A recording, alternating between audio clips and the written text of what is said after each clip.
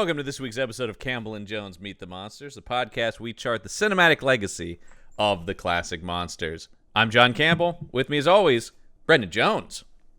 John, I'm a little embarrassed. I didn't know we were having guests. I really should have cleaned the place up, and if you give me just a few minutes, I could probably get a plate of cheese and crackers out of here. A little longer, maybe finger sandwiches, but I'm so embarrassed. I should have done something with my hair. We so rarely do. This is mostly just you and I yammering to each other about these movies.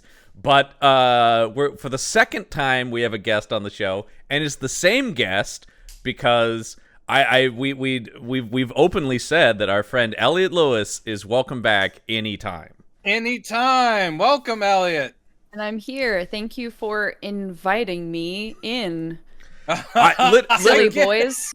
You've been rendered powerless.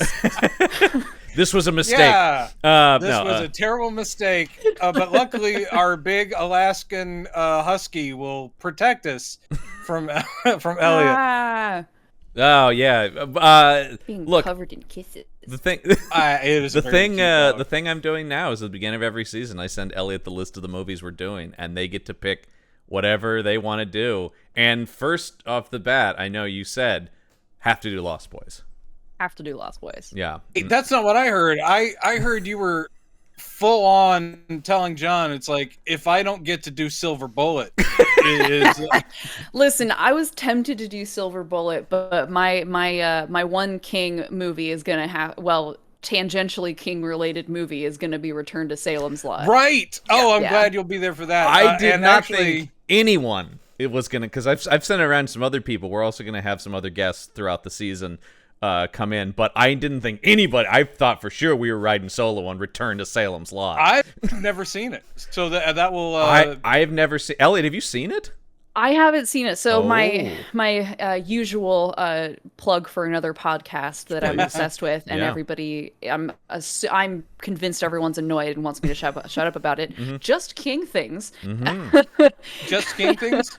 So they have bonus episodes that they do through their Patreon where they will watch a King related movie and talk about it. So one of the ones they did was Return to Salem's Lot. So I know a lot about the Buck Wild behind the scenes stuff because excellent. Their bonus episode, but I'm very excited to actually get to watch the movie. Yeah, good. Oh yeah, which is why I'm here again. Yeah, like I have seen Lost Boys a million times. I don't need to watch the movie at all, but I did watch the commentary with Joel Schumacher for this. Once again, one of the all-time great commentary track recorders. I feel like Joel Schumacher. Not on Lost Boys. Oh, not on. Maybe he just had a lot on Batman. It seems that there are a couple of different maybe two commentary tracks that he's done for this. Like one was done earlier and then one was done later. Yeah, and I the one I have, I think, is the earlier one. I think he may have done another commentary more recently, like before he died. RIP. Yeah, I know. I will say, very nice gentleman. A very nice guy. I met him at the bookstore I worked in L.A., and he was completely sweet and just accessible to everybody, and he was like going, what do you think about this one? I'm like, you're asking my opinion about a photography book? Yeah, Joel Schumacher, let's talk about it. I mean, that's always the sense. I just love any, because I don't know if I ever listened to the commentary track, but I had previously watched the retrospective documentary, which I then watched again for this podcast. But I just love Joel Schumacher's whole vibe. He's just very kind of eccentric. And just sort of like, and the movie's very sexy. And that's how he says about Batman, too. I think every movie with him was, I think every movie he approached was sexy. I have it straight from the man's mouth that he wanted to make this movie sexy. This is also a man who claimed he had sex with 1,000 men, so... I thought the number was bigger. Maybe it's, I would swear it was in like... I will say that let me take a look here. A handsome man. I don't doubt that he handsome and charming. I bet he did not lack for companionship. Ooh. Is what I'm saying. Yeah, it seemed like he could get any dude he wanted there. Are you saying he's the Julius Erving of homosexual male Oh, God, yeah. I had it way low. He claimed 20,000. Yeah, I was 20,000? I'm pretty sure the number is 20,000. I was Was it talking like to a friend. one every 4 hours or I something? know, I was they- talking to a friend over the weekend, and he was like, "Yeah, I ran the math on that once, and it's like he was fucking somebody every like 3 minutes." Yeah, they Which- when he died on Kevin Smith's when he died He Kevin died Smith's- on Kevin Smith's no on podcast. Kevin. That's why I was trying to after Well, he you died. see, dear boy, when I got around. Oh, I'm no! going. But on Kevin Smith's Batman podcast, they were trying to do that math and came up with a similar figure. That's just like how there's not enough because you're like, okay, you got to start from when he's sexually active, which right. okay, let's even go young on that, and you're still looking at every couple hours. There I had will to say be that, multiple Brentano's, multiple partners situations. At Brentano's, he did ask me where the employee restroom was, and that's all I'm saying. Really, you can't get through one shopping trip without. Look, it's your business. Yeah. Come find me in the photography section again if you want to talk. I'll be here employee, waiting. if I'm trying to make a record here, I can't waste time.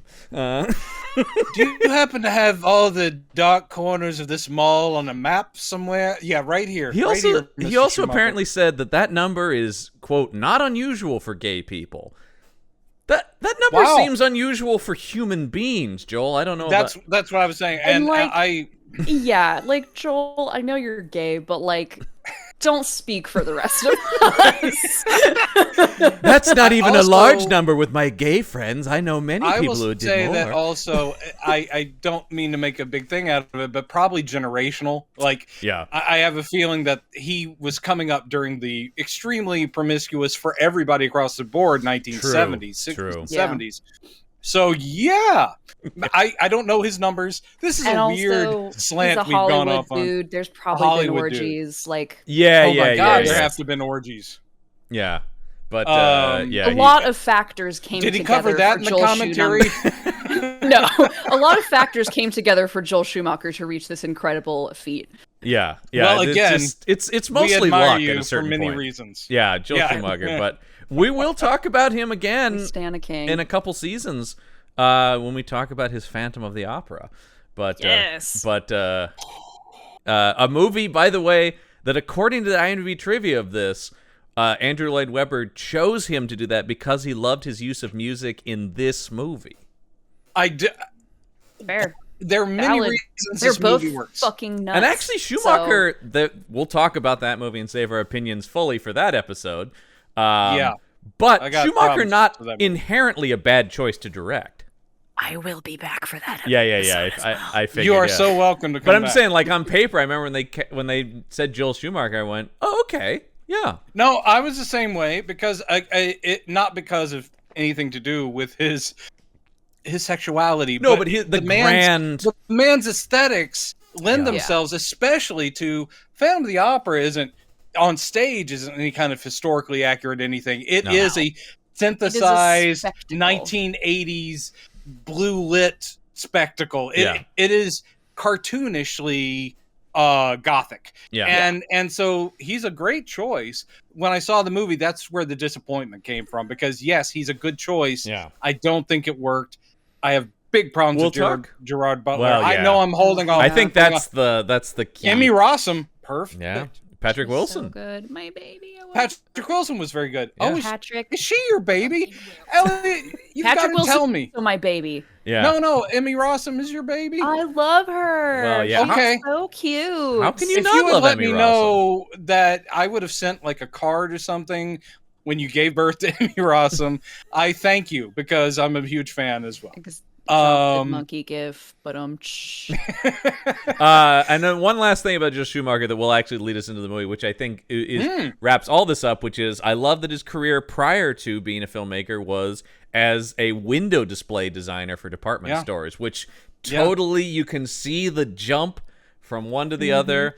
And this kind of, though what's weird is he breaks through with what DC Cab? DC Cab. And I was saw his- that in the theater. Yeah. Again, I'm Mr. old. T. Was it Mr. Gary Busey? Yes, Mr. T. Is it Gary Yeah. Busey in it with? Yeah, that's yes. It's a big sprawling cast. It doesn't have any of the visual gloss that he later brought to No. anything, but it did move. That's the only thing I remember is that it's not hilarious, but it moved. The guy did some cool camera stuff, but it just seems weird. That's where that guy starts. He's is DC coming Cap. off of St. Elmo's Fire, which was a huge smash prior to this. Oh, yeah, of course. And I think definitely is what leads to him doing the like young, sexy people movies. Yeah. Because that's all St. Elmo's Fire is just like, God damn, this is a good-looking cast. And generally speaking, there are a lot of the Brat Pack, as they were called. A lot of them were good actors, so it was a nice balance. The thing that makes this movie, I mean, there are a lot of things that make this movie work, but the casting in this, bingo bongo. This is low grade line. This is low grade genre material with a smart script, a fun script. Yes. But without this cast and without that director and his visual style, I'm just sitting there going, how lucky did this vampire movie get to have everybody across the board? Diane Wiest. Yeah. I mean, come on, get out of here. She had just, so I will say that, so I watched the director's commentary that actually, I did the math because Joel Schumacher said in the commentary that he was recording this after making his 19th film, which was Phantom of the Opera. He recorded this commentary for the version I watched just after Phantom wrapped. But so it's not a great commentary. He does spend a lot of it just talking about how great it was to work with the actors, which is awesome. Like, you know, and at one point he's like, he says something about like, I don't understand directors who like hate their job and hate going to work. It's like, I love actors and I love working with actors and I love being a director. But so basically anytime anyone was on screen, he was like, we were so lucky to get this person. They're so great to work with. I mean, it's just a treat to be able to see them every day. Like that's like a lot, like 80% of the commentary. Yeah. But yeah, Diane Wiest had just won an Oscar. He's like, we were super lucky to get Diane Wiest, and we were super lucky to get Corey Haim and Corey Feldman and Jason and Edward Herrmann.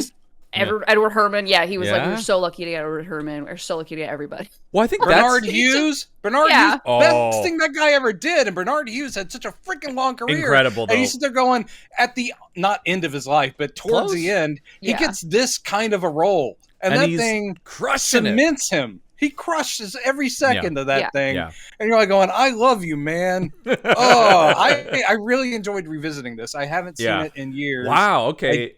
So I was just saying that's interesting you say that because this is a movie I watch pretty much annually. Well, I love this a million times. Yeah, no, I'm not. I just think and it sounds like Elliot, you also frequently watch The Lost Boys because this is like in my Halloween rotation. Come October, it's a good choice. I will rewatch The Lost Boys. There's 4 to 5 movies that I generally watch every year around the Halloween season. Lost Boys is absolutely one of them. It really I saw it in the theater and I had it on video for a long time. We're jealous of that. I wish I could have that experience.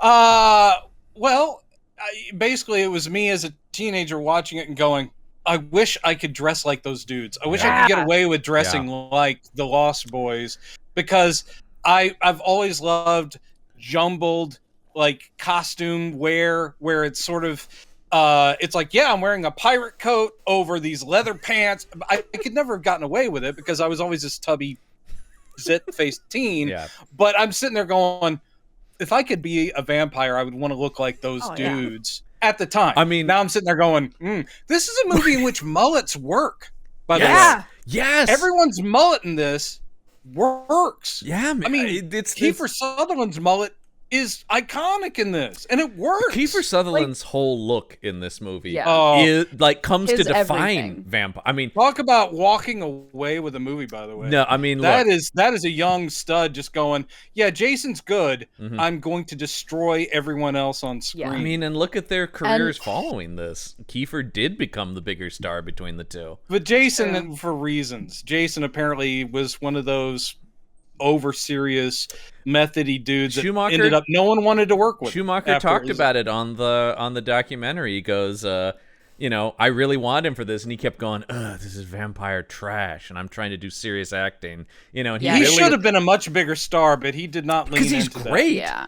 But he's great and he's beautiful. I mean, you look at him, you're like going, God damn. Yeah. And he did not become the big leading man. No. It took It took Schumacher and Jason's agent 6 weeks to convince him to do the movie. Yeah. Oh, see, thank you for you doing your research. Yeah, I could see that because he's going, this is beneath me. And I'm trying to do the I'm a really serious important work. actor. Yeah, and apparently Schumacher had said like, "Oh, we're not going to need you to do the vampire makeup at any point." But they did end up, and apparently Jason was super upset with him about that too. Like, oh man, but it's so good. And, And like- he's in the makeup. Like it's right? you would think And like it's as an actor that'd be like to wear the mask. Yeah. To, you know. No. Yeah, that's true. Also, the movie is about, I mean, it's about a lot of things. And of course, it's not hard to dig that symbolism out. But the whole initiation thing, the whole drug thing where it's like he's almost to the edge of where we've almost lost him. He's hanging on to a shred of his soul. I mean, that does come through his performance, but the makeup does help too because he looks... It's so interesting that he does that sweaty mess and the circles under his eyes and he's fighting the vampirism. It's great. I was gonna say, I guess he was good at that because he does Rush after this, where he's the cop who gets addicted to heroin or whatever. And you're like, there's just something about Jason Patrick that says this guy looks good, strung out, or something like that. I don't know. I can only say that I imagine that because and of course, it took Speed 2. so long. For a guy who took his. It took them so long to talk him into Lost Boys. I have a feeling they started bidding to get him into Speed 2 the second that Rush wrapped. Speed hadn't even come out, and they were trying to get him into Speed 2. He has the best comment about Speed 2, which is he, of course, thinks it's shit, right? But he goes, the movie I signed on for was much sexier, much more erotic. And you're going like, dude... Me too? Yeah, what script? In what world? What The sequel to the movie about the bus that explodes? a sequel to a movie that has no sex in it was somehow going to get very erotic? Look, I know we have to stop this boat from hitting But something. God damn it, I'm so horny. I know. but there's a hot tub right there on the Lido deck. We should totally get busy. And keep in mind, this is a script that Keanu Reeves has talked about. He read that and went, well, that's shit. I don't care how much you offer me. I'm not making Speed 2. And Jason Patrick goes, I see it as a real sex romp of a movie. Sandy said she'd even appear topless in this. And you know if America's Sweetheart's getting topless. Maybe he thought it said Speedo too. Oh, there you go, yeah. And he goes, I don't understand. These are my costumes? Originally, Speedo? after the colon, it was Speedo 2. It was Banana Hammock.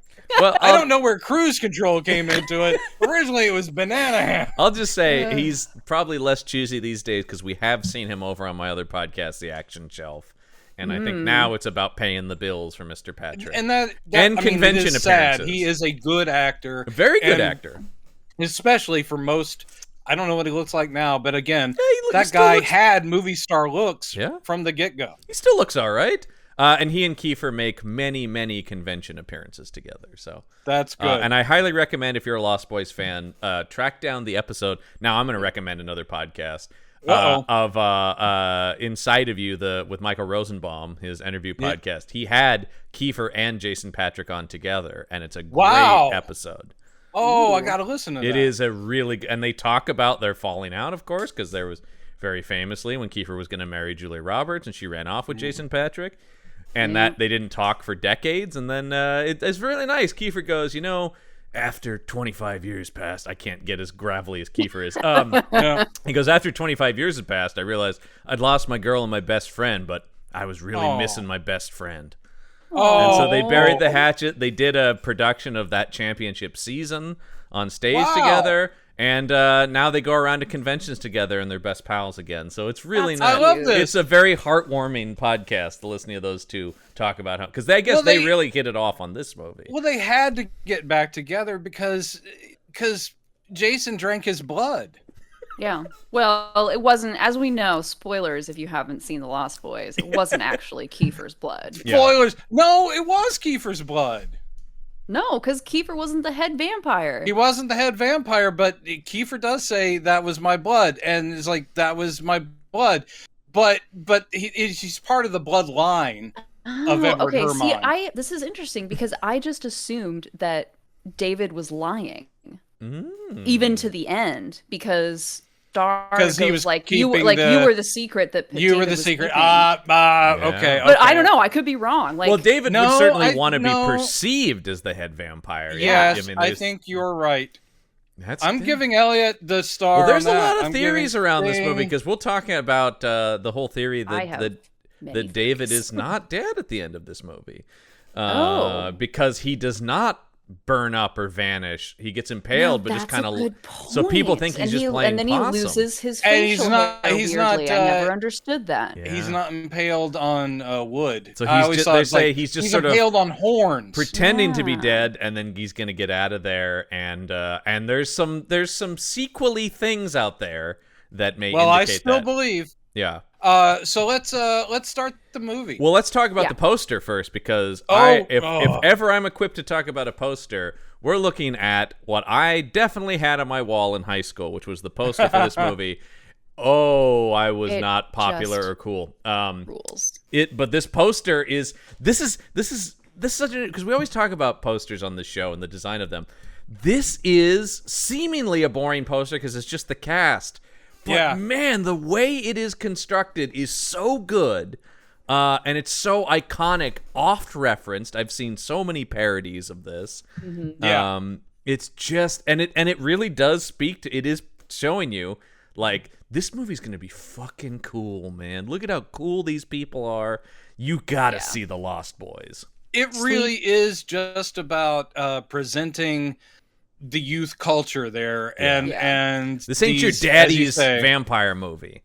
No, it's just black and white group shot, and it's well composed. I'm sure there was some looks like an X-Acto knife and some glue stick probably involved. Mhm. But it's pieced together really well. It's just a black and white group shot on top of a blood red Yeah. background, and that is as simple as you can get, but it works. It Yeah. really works. I also love that, like, Jason Patrick front and center. Then Kiefer, though, as we talk about, Kiefer and Jamie Gertz. Corey Haim, who is maybe arguably the actual protagonist, or at least second Yeah. lead to Patrick, he's kind of buried back there. And It is weird that you'd see Laddie and Yeah. then the brunette dude before you see Corey Haim. Yeah. Brooks something. What was his name? Oh, do you know? I mean, other than Alex Winter, I don't know the other. I was going to say, vampire I guys. see Bill S. Preston Esquire back there. Yeah, yeah.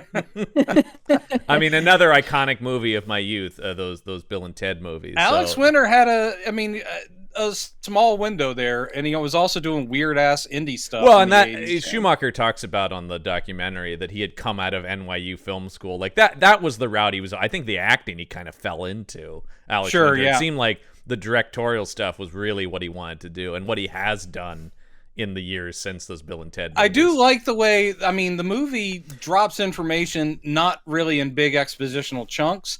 So for a lot of the movie, you don't even know what these characters' names are, as in the vampire guys. And then I do love that when they're on the bridge, finally becomes, "How you doing, Bill? How you doing, Ted?" I mean, Yeah. the whole thing is that their names are real boring. Yeah. It's like David's the lead.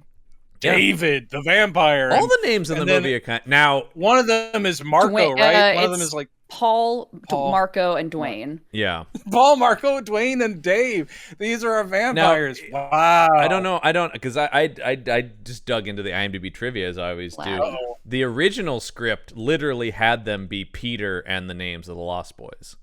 Yeah, so I have a Oh. little bit more information. Well, not a ton, but yeah. So Yeah, go the for it. script that Schumacher was handed was a what he calls a G flick, about kids, 8 to 9-year-olds. Oh, kid vampire. At vampires, yeah. Mm-hmm. And he said, "I don't make those kinds of movies, and we can make it sexier." Dude, that was Joel Schumacher's catchphrase, was "we can make it sexier." You could Yeah. always make it. Well, it's interesting because Schumacher wasn't the first choice to direct this. Richard Donner No. was, Yeah. coming off of He ended up- Goonies. So that Yeah. makes, but he left this to go do Lethal Weapon. And still has stayed on still as is producer. the executive producer. And yeah. he's all over the documentary going, "Oh, I love the movie. I love what Joel did." And but I think the Donner version would have looked more like that script based on Goonies and stuff like that. I think a lot of this, my guess is a lot of this came from Jeffrey Boehm as well, the screenwriter. Who they brought in to do the polish for Schumacher, and who, man, talk about a guy we lost too soon. I was a huge Boehm fan. He wrote this. He wrote Lethal Weapon 2 and 3. He wrote Indiana Jones: The Last Crusade. He created the criminally underrated The Adventures of Briscoe County Jr. Loved it. Yeah, such a good Indiana Jones in the Old West with Bruce Campbell. Why didn't that run 8 seasons? Well, also, cartoonishly comic booky Indiana Jones in the Old West. Yeah. I love that it was just this heightened reality of just. It was kind of like Wild Wild West in some ways too. It was very much like Wild Wild West and Bruce Campbell. Yeah, and Bruce Campbell. Anyway, Elliot, I will give it to you because you're such a fan of this. Would you like to read the iconic tagline for Yes. The Lost Boys? Sleep all day, party all night, never grow old, never die. It's fun to be a vampire. Fuck yes, man. Come It's on. great. Come And on. I will say, this movie is what was I, 17 when this came out? 1987. All I could say is it was right to me. Sure. Yeah. It was basically saying, this is your age, and you are a fucking horror nerd and comic book nerd. And I was like, yes, please. I think I saw it twice or 3 times in the theater, mainly because it'd be a friend going, oh, I haven't seen it yet. I'm like, let's go. I had the soundtrack on cassette. The soundtrack is as iconic as the movie, really. Yeah. The soundtrack is great. Yeah. I mean, the covers are well chosen, obviously, and there's smartness even with like the cheesy stuff, like the "Ain't Got a Home" song that he's singing in the bathtub, like all the '50s tracks that also are worked in. I'm like, Joel, hats off! You pegged the perfect little things for every beat. It is. Oh. It's your like you're saying, you're taking B pulp material and you're giving it to just this stylistic genius, and he's making it something new. I mean, it shows you what a director can bring to a movie, and he credits the cinematographer a lot on this as well in the documentary. Michael Chapman, who was a great. Well, they definitely share the credit because it does look great, even when you can see the budget. I mean, there are parts where you're like going, man, I don't know if that really works, but at the same time, I mean, they do. It's done well enough. They do smart stuff. The overhead shots.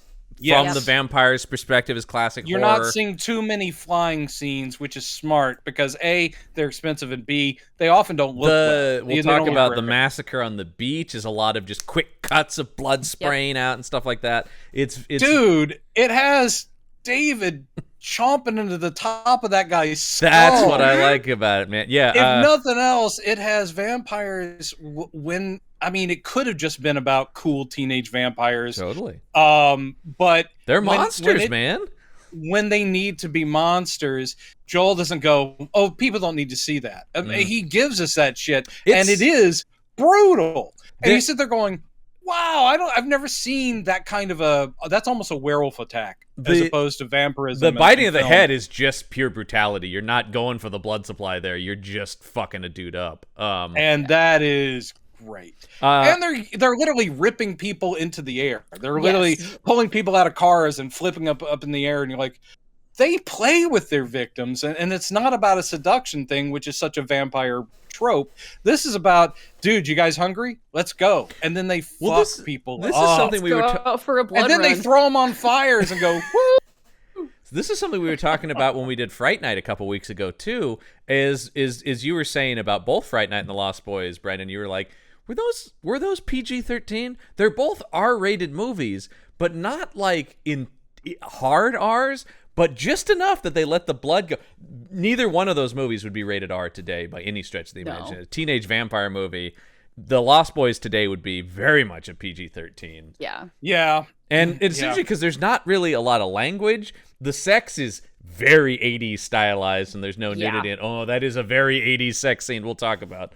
I just have a feeling this is like there was, phone calls going around between Tony Scott and maybe Adrian Lynn and Joel Schumacher going, Did you get some fabric up there? Did you make sure you got maybe like a Brendan, nothing. Drape or this movie doesn't come close to the gauzy sheets of the hunger we did the other week. My God. But it was still just so artsy, and yes, it's all slow moving, and it's all her shoulders. It's like the implication they might be nude.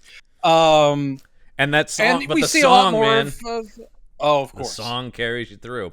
All right, let's. I'll give you the one other tagline that was used, an alternate tagline, which is "Being wild is in their blood." It's not as good. Yeah, normally a wordier one is usually the weaker one, but no, the wordier one works so well. Yeah. Here it really works. I'm also realizing I don't have my notebook. Perfect. Yeah, I'm gonna grab my notebook and take the incredibly quick werewolf break. Okay. To do that, I'll leave you two to vamp. I didn't get that. Did you, Elliot? I think it's about. I think he meant to say camp. Oh, okay, great. Yeah.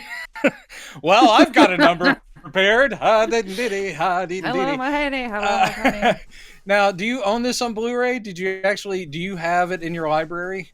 Or did you rent it? I have it on DVD. Regular old DVD. I got it for my birthday one year. I gave my parents a list of 3 DVDs that I wanted that I couldn't find anywhere. Mm-hmm. It was Lost Boys, Sneakers, and... Sneakers? Oh, fudge. What was the other one? I mean, Lost Boys and Sneakers are both great. Yeah, but there was such a weird combo, though. Was it also 80s? It might have been. Sneakers was 90s, though. Oh, Yeah, early early 90s, though. yeah. Like 90. Early 90s. Oh, Tremors. Oh, well, yeah, fucking Tremors. Yeah. Brendan, I liked Sneakers, but kudos on Tremors and Lost Boys. Yeah. You gotta have them. Yeah. I mean, Sneakers is great, but yeah, you're talking to the horror nerds on the Horror Nerd Yeah, podcast. So we're gonna be like, Sneakers, Lost Boys and it's okay. It's pretty good, but yeah, Lost Boys and Tremors. Yeah. Brendan, we've talked about what we got to get through all these monsters, but like I would love to do a Tremors miniseries or something like that. Dude, again, 'cause there's like 800 of those now. There are 6. Okay. Are there? It's I either 5 or literally 6. lost track around 4. I think I have a box set on my shelf of at Do you least really? a handful of them. Yeah.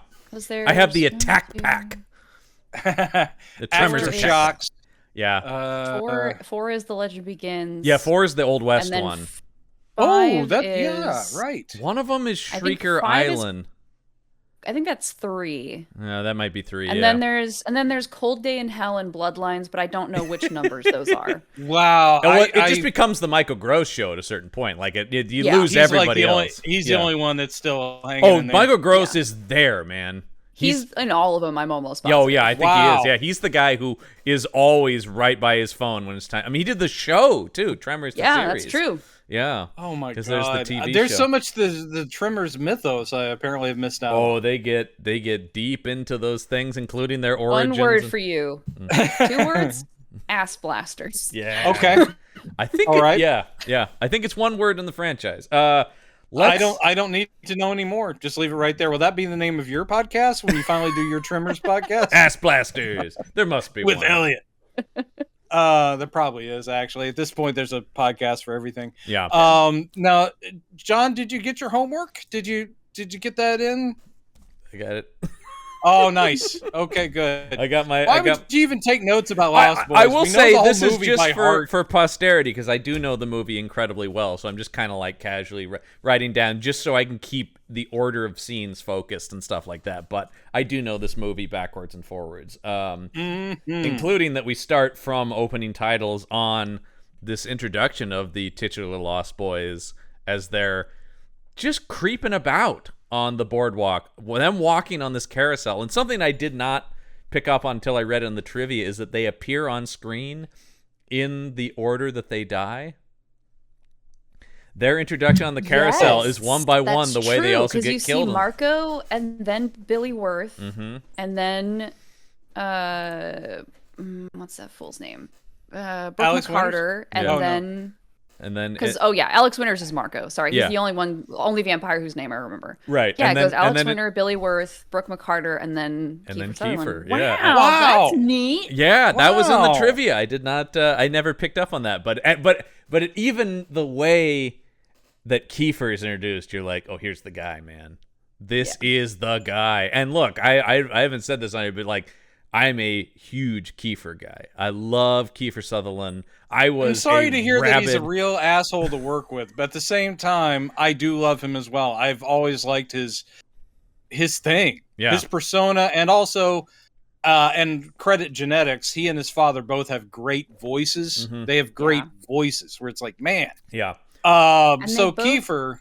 Yeah, they have such commanding on-screen presences. Yeah. Schumacher said that he wanted Kiefer in this movie after seeing him, and I don't remember the name of the film, but he saw him in something, and Kiefer was on screen for like a minute and didn't have any lines. Yeah. And Joel Schumacher was like, "This kid is it." Well, Yeah. when you look at the poster again, they're all young, and when you look at his face there, that is a vulpine, to use the big fancy word. That's a wolfish, vampiric face. That little smirk he has. Yeah. I'm just sitting there going, good Lord. And it also makes me wish that his nose were longer and thinner and he could have played the Joker. You know what's interesting? He was almost Robin. In 1989's Batman, there was going to be a scene that introduced Dick Grayson in one scene, and Kiefer was up for it. Yeah, 24-year-old Robin. But I guess we still got that anyway. Joel Schumacher gave us that with the absolutely gorgeous Chris O'Donnell. Yeah. I will say, I mean, he finds good actors. He also clearly has an artist's eye. Yeah. So he casts pretty people. Well, and this is... and that's true of all of his movies. You look at I Flatliners, and you're like going, these are the prettiest young scientists as you mentioned, Flatliners. I think this is the first of 5 or 6 movies he did with Kiefer. Yeah, he did so many with him. Kiefer was his guy. And then later, again, Colin Farrell became his guy. He discovered Colin Farrell with Tigerland. That's right, actually. Yeah. Mm-hmm. But again, if they weren't good actors, we could just go, dude, you were just casting guys you had crushes on. But he actually also had a great feel for this is a good actor. That is the thing. Yeah, that is the thing. I think is. But I still love the fact in that scene that's in their bedroom. It's like the brother's bedroom, and he closes the door. Oh crap! Yeah, but what's his character name? Oh, Sam. When he closes the door and. Oh, they do have like a beer poster with like a bikini-clad woman over here, but the poster that's a big pinup of young Rob Lowe with like his clothes falling off. I'm sitting there going, it's possible that these brothers could be bi. I mean, it's because I'm just sitting there going, I'm sorry, but even when I was watching that in the theater at 17, we never get Sam reacting much to any women. So that's true. That's true. I from the moment I saw this film, I was like, Sam is supposed to be gay. Oh, really? And then when I realized that Joel Schumacher was the director, I was like, Sam's probably supposed to be gay. It could. You're right, and it could also be. I mean, it makes sense in lots of different ways. You can read it lots of different ways, but the fact that he's trying to make his first impression in the neighborhood, which is the one set, is the great boardwalk set, which is awesome set, but he's like in the very fancy new wave clothes, and the Frog Brothers are instantly mocking him for it. I'm sitting there going, yeah, maybe Sam is a fan of Rob Lowe's, and that's okay. Corey Haim's costumes. Yeah, they're out very there. Good. Yeah. Well, I will say that was kind of an 80s thing too. That was the suburban kid that had too much money look. That's what Schumacher said in the documentary, was that he wanted to immediately cast him as the fish out of water. So as he calls him in classic Schumacher fashion, I wanted to make him a tragic mall victim. Yeah, well, he also says this in that comment. And he loves that quote, doesn't he? He loves it. It does come across, because all the people on the boardwalk, all the Santa Clara natives, it is sort of a lower income, and they're all kind of rough, scrappy. And then you got kids from, I guess, the Phoenix suburbs coming in.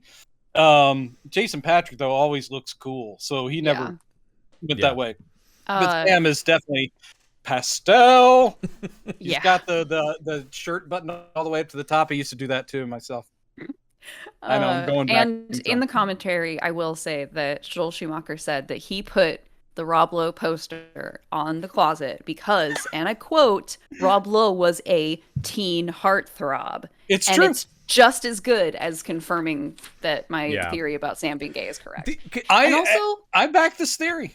Also, there's a moment where, like, Sam, I think it's the night after the train thing, where Sam is like, Michael, you got your ear pierced. That's not your look. And it's like, both of your ears are pierced. What are you trying to say? Yeah. That's my thing, Sam. Michael. Yeah. I never made that connection. I'm the gay brother. What are you doing? Yeah. It's like, wait a minute, don't Blowing steal up my spot. thing. You're the would be, Jim Morrison. Although, Yeah. I of will course, say, gets the big poster. And the earring thing. looks better on Patrick than it does on Haim. It seems out of place on Haim. Well, and it seems again, it fits the whole fucking cool Jason aesthetic. Patrick with the hair and the Oh, broody he eyes. just and he gets that smolders. earring. He does fucking smolder. Yeah. I think that Joel Schumacher did a great job of what he was saying. He made this in the subtext a very sexy movie, even when there's no sex going on. That's the there's thing. A lot, but it's sexy. It's not erotic. That's we've right. covered. We've covered a lot of, once again, People we did going the way Hunger. too far and trying to sell you on the eroticism. Oh my of god! vampirism. I can't state how much I dislike the Hunger. It doesn't function as a film in any way, but it's that movie. See, I think this is actually the better version of the Hunger, because that movie, our complaint was it's just style. It has no narrative, no character work. The style is very cool, and it's a style that will carry Tony Scott through his career, but when he gets better scripts. Yeah. Here, style and substance are actually colliding, and this is a solid screenplay that is then made better by the style. And I think everything gets made better. It is a perfect storm of well-chosen everything, including look, costuming, makeup, soundtrack. It all adds up, and none of them are weak links. They're, like I said, my critical brain can jump in with plot logic and then go, yeah, but you still love the movie. Yes, I do. Yeah. So it has faults. And some of the things don't quite work. But on the whole, you're just sitting there going, we got lucky. Just name one thing about this movie that doesn't work. I can't find it. It's I love they asked Richard Donner in the documentary, why is the movie still successful? He just goes, it's just a good movie. Like, it's entertaining. He goes, I don't know what kind of secret formula thing I'm going to give you here, but people like it, and it's fun. Just rules. and it, even though it is a time capsule of a particular time, it's one of those things that that doesn't hamper it. No, I think Lost Boys will be talked it. about as long as vampire movies are talked about, because it is still entertaining. And if you weren't growing up in that period, if you don't know that period, it's giving you a pretty good little window into it, and it doesn't take your joy away. Well, I mean, the opening credits give you so much context for both the location and the time period of that location that it's like, okay, I know everything I need to know about this setting. I had forgotten about that montage, and that montage is really good because he could have, because the movie is certainly stylized and it's heightened reality, but he made a point of like going, I'm just going to give you segments. I'm just going to show you real life around here. I love that. It's just, and it's not all glamour. It's just like, oh yeah, here are these people out here riding their bikes, and over here are these people in front of a food cart or whatever it is, and it's just all very real. And I'm like going, thank you. And then the Santa Clara sign, and that's the best thing. Yeah. Murder Capital of the World. On the flip side, so good. And a killer song choice of this Echo and the Bunnymen cover of People Are Strange. You know that, and the keyboardist for the Doors re-recorded his part of it with Echo and the Bunnymen. Ray Manzarek? Yeah. Oh, can I again with my name dropping? Oh no, you were a half second ahead of me on that one, Brendan. I was just about to say, I was going to say Kyle MacLachlan, but I had just been talking about that Brentanos thing where I met Joel Schumacher, same store, probably same year.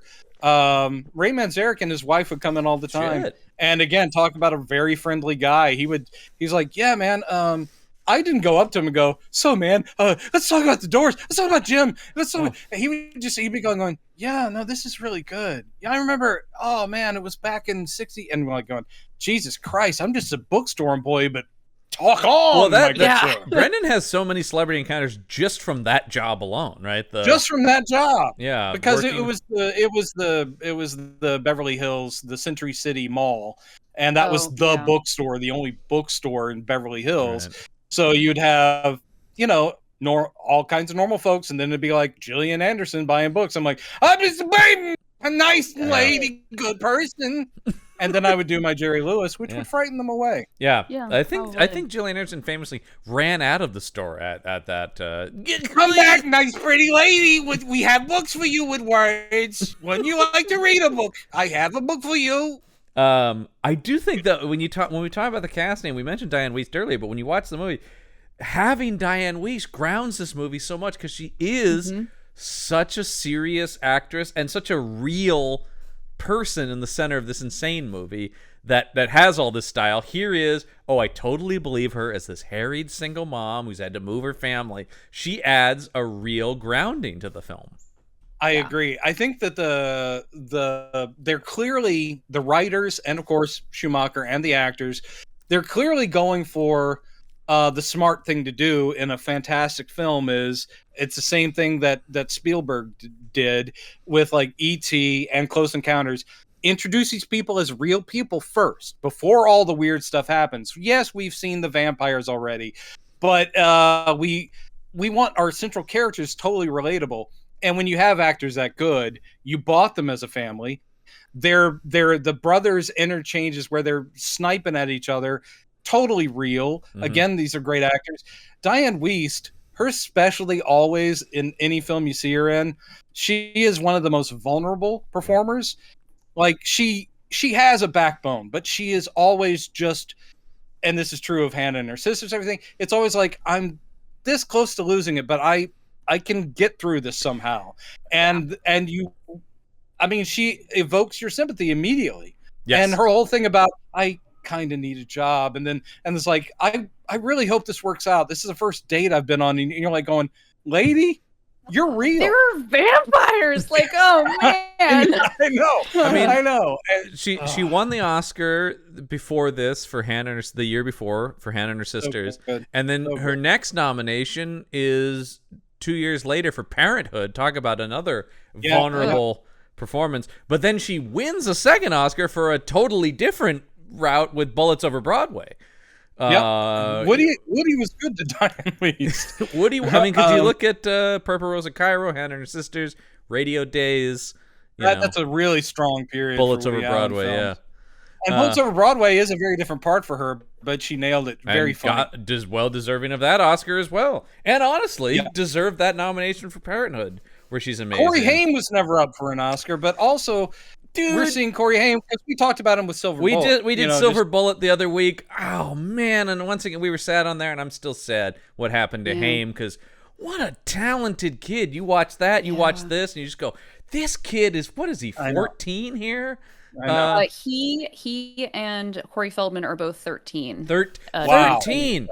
I mean, and Feldman obviously is great too. But you just watch, you just go like, this kid is a star. Like, he's just drugs really good. And abuse stole that person from us. Feldman got stolen for us in a different way. He's still alive, but that dude is clearly not okay. No, he's not. And someone should nudge him and let him know that Michael Jackson has passed. But anyway, he knows that he's trying to take that place. I know. Yeah, I'm the new king of pop. That Today Show performance is. I looked up Elliot. I think you may have done the same thing because we were talking about Sexy Sax Man earlier. We'll get to Sexy Sax Man. I looked him up, and I found someone had done an interview with him about Lost Boys, and one of the things he said in that was, he was talking about Corey Haim, and he goes, look, I was on that set for like 2 days. And, my thing is I'm on screen for like a minute. Yeah. But off camera, this was a little concerning. He goes, like late at night, we all got together in Corey's room for like partying. Yeah. A 13-year-old, I should say. Yeah. But the thing he said was, he goes, I'm not even an actor, obviously. He goes, but the thing is like Corey Haim, right at that point, and for everything I saw, he goes, you couldn't keep your eyes off that kid. Yeah. He had a charm and an aura about him. He was just special. He goes, it wasn't just for the camera. And so it was really touching that this guy that, knew him for nothing, no time at all. Yeah. Was like, there's a reason people remember Corey Haim. It just kills. Well, kills. Haim and Feldman were, not only the fact they were both named Corey, but they were a good good duo, because Haim is just like you're talking about. You can't take. He's a classic clearly on his way to being a leading man, and Feldman's this weird little character actor. And a very good weird little character actor. I love Feldman. I mean, look, Elliot, I'm sure also, Stand By Me, but Friday the 13th, right? I mean, come on. Sure. Tommy Jarvis, Tommy Jarvis. Yeah. Elliot baby stands. Tommy Jarvis. Tommy Jarvis. Yeah, weird little bald weirdo. When he starts hacking Jason to death at the end of... Jason.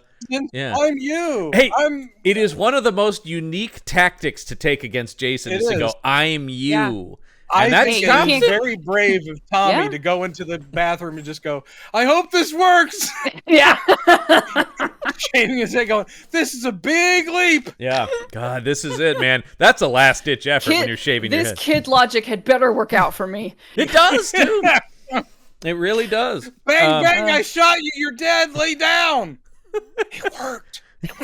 I don't know. But yeah, and like Corey, Joel Schumacher talks a couple times about like acting choices that Corey Haim would come up to him and being like, "Hey, what if I did it this way?" And like, just like the professionalism at such a young age, and just his charisma and a healthier like what he brings on the shot, and people watching out for him, and we would still be watching Corey Haim stuff too. Yeah, you can see the beginnings of a star, and obviously, sadly, if you watch some of the later stuff, it is like you're seeing a walking ghost because he was still saying his lines. You watch some of those later movies he made, he looks not there, and you're just like going, where did it go? Because we're so good. It hurts.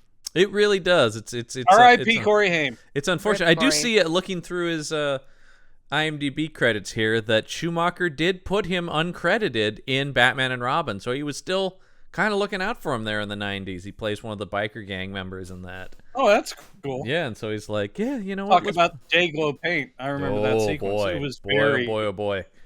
Black light. Yeah, lots of black light and lots of colored fires. The other thing I remember, it's like, oh, there's an explosion, but it's blue. Yeah. Yeah, dude, just like, that's how things go in Gotham. That movie just assaults the eyes. You talk about, Schumacher out of control with this style. He's like, I can't consume this many colors at once, man. It's too much. I am making a comic book movie. Behold! That's kind of the attitude I gather was the case on the set of that movie. So anyway, our family shows up in Santa Clara, which is the murder capital of the world. Murder capital of the world. We meet Grandpa, Bernard Hughes, who is... I love that we're introduced to him playing dead. Damn good job of it. Right off the bat, this guy is weird, but lovable, and his taxidermy hobby... And don't fucking touch his root beer or his Oreo. Yeah, his business. His double stuffed Oreos or his root beer. Yeah, I love that. His old fart shelf. Mm-hmm. Yes, and the whole thing is like we get the impression he's a townie, but he lives outside. Yeah. He's very eccentric, obviously, with the taxidermy. And he only goes into town occasionally. And these are teenage boys, so it's all about, can I drive your cool old car? Well, no. I love that scene where they get in his cool old car and he starts it up and he's like, well, that's as close as I get to going to town. Yeah. Corey's just like, yeah. What the fuck? Yeah. And he's got some nookie from the Widow Johnson. Oh, I do. I got to go deliver this to the Widow Johnson. What'd you stuff for? Yeah. It's great. So Bernard Hughes gets a wonderful part here at the end. Immediately, I certainly do relate to Sam much in the way we did to the character in Salem's Lot, in that he's like, where's the TV? There's no TV. And then later when he's talking about comic, I mean, you talk about where like teenage you and I, Brendan, would relate to this movie. We're like, this kid's talking like us. We get it. Yeah, it shows up, where's the TV? And that, again, they went hard on the eccentricity of Grandpa, but all for the better. The whole thing of like, and when my TV guide shows up, don't peel the label off because I don't like a torn cover. Yeah. And he goes, you get a TV guide? Well, that means you have a TV. He goes, no, I just like reading the TV guide. You don't need a TV if you have a TV guide. Yeah.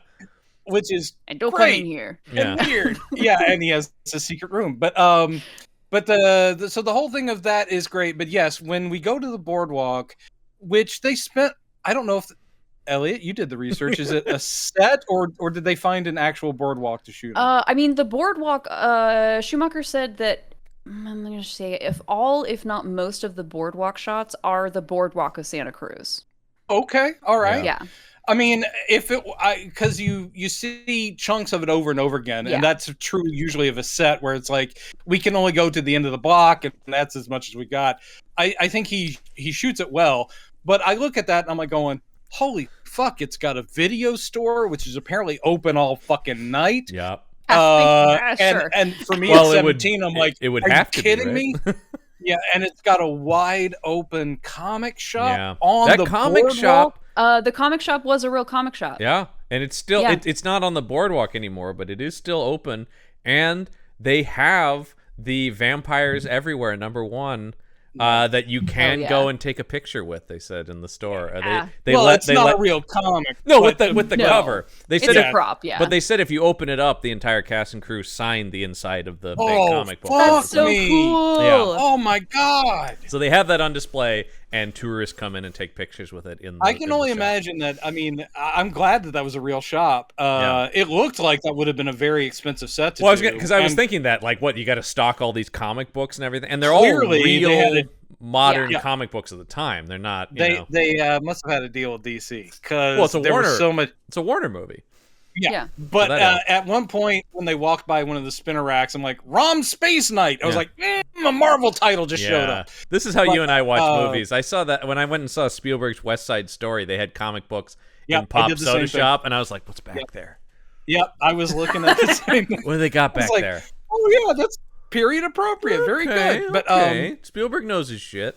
He does know his shit. But so that looked awesome. And the Frog Brothers being the sons of the hippie owners who are drugged and zoned out of the comic. Love anytime they cut to them just out. Yeah, just conked out. We need to. I mean, okay, so we're not setting up the plot, but you people know what this movie is. But basically, the little family, the mother and the two sons have moved to this town from Phoenix, and they're fish out of water. Yeah. It's in summer, so it's not even like school's involved. So basically, Sam, the youngest, which I did think is around interesting that Sam has such a strict bedtime from Diane Wiest. I'm going like, it's summer. Well, if you're 13 years old. But when I was 13, summer was like, this is when I get to watch late night TV. That's you, man. man. Have TV, so what's the point of staying up? Yeah, that's true, man. If I can't watch Letterman, what am I doing? Unless you're reading spooky comics at night. Well, that I also relate to, though, reading spooky comics at night. Except for I never got scared of the spooky comics. I love comic the spooky books. Comics. Yeah, it's never like leave the closet door open, but that's to make Sam vulnerable. Yeah, and he's still a kid. And they do establish, unlike you and I as kids, Brendan, that he's a kid who doesn't like horror. Yeah. Like I was going to bed with the classic Monsters history book and going like, "Ooh, I want to hear about how they made Lon Chaney's Wolfman makeup," They make a point when Sam is wandering through the comic shop and meets the Frog Brothers, who we'll talk about. He impresses them with his deep Superman comic knowledge, where I'm sitting there going, "That's right." I wouldn't do that as far as ordering. It was like going, "You can't have this one next to this one because Laurie Lamaris hasn't shown up yet." I'm like, well, who cares? Just put them in number order. Put them in number order, and everything will be fine. Shut up. But he impresses them because he knows his stuff. Yeah. And the Frog Brothers, Corey Feldman, and who's the other kid? Jameson. His first name Newlander. I just like his first name. Yeah, Jameson Newlander. Who's done a handful of things, but not had like a big career. But it was just okay. They are on the page a good creation, but the way that Joel Schumacher and the actors have done it, I love these characters. The reason is the deadpan. They could have just been nerds who like playfully kind of think vampires are real. And here's the thing. No, they come across like old veterans of many of vampire wars. That's what Schumacher said. They're G.I. Joes. And that's Feldman in the documentary said that when they came, he goes, "What I want you to do is go rent Rambo and Missing in Action, all these Marine movies, and study those, because these guys don't think they're funny. This is deadly serious. They are soldiers in a war against the undead." Yeah. Their deadpanning of everything is perfect. Yeah. Because Sam isn't, I mean, he's like kind of playing along. He's like, yeah, okay. And then they're like, take this comic, and they give him the Vampires Are Everywhere comic. I'll pray. This I never have to call you. Yeah. The way he delivers that line is great because he's like going, yeah. Well, I love. I also pray that I never have to call you. I love the weird ass freaky kids. I don't like horror comics. This one might save your life. It's so great. They are so serious that they are genius, and it's no wonder they wanted to possibly. They did comic spinoffs of the Frog Brothers, and there was the sequel, which I haven't seen. Brendan, there are 2 sequels. And we will be covering them, of course, on this show. Come Lost Boys: The Tribe and Lost Boys: The Thirst. I may pass away before then, but that's okay. Thank you. Now, did they get both of the guys back? Only in the third one. Feldman's in both of the sequels. The other Frog Brother is only in the third one, The Thirst. That just means that the Frog Brothers must have known their shit because they survived. They survived a long time after Sam. I did see The Tribe when it came out because I was working in Blockbuster at the time. Did it actually? No, it didn't go to theaters. It was just video. Straight to video. So I was working in Blockbuster at the time, and it was like, well, I watched everything because I could. And I'm going like, all right. I remember it being pretty forgettable. And also, it's like 40-year-old Feldman, but he still is dressed in the same costume. You're like, yeah. Oh, that's kind of goofy though. Like I don't need Edgar Frog to be this like he's still dressed like he did when he was 13. When they did all the Gilligan's Island TV movies where they got rescued and then they went back, and you're dealing with actors who are in their mid to late 50s, and Gilligan's still wearing the red shirt and the goofy hat, and you're like, they had other clothes.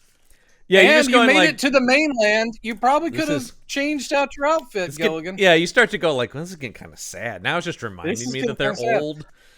And you've been watching all the Family Matters, and by the time that show was over, you had 34-year-old Urkel still wearing the suspenders. I'm done. I watched all 215 episodes of Family Matters. I got through it. Did you do that? I did that. Yeah, that by the end is pretty sad when you're looking at a full adult man in the Urkel costume, and he's like bursting out, and he's this tall kind of built he's doing guy. Cosplay of his own childhood, and he's having trouble doing the Urkel voice because his voice is so naturally deep at that point. Did I do that? Did I do that? Oh, God. They even do a thing in the final season where Urkel is taking voice lessons to lower his voice to explain why Jaleel doesn't sound the same. It's so good. It's so bad.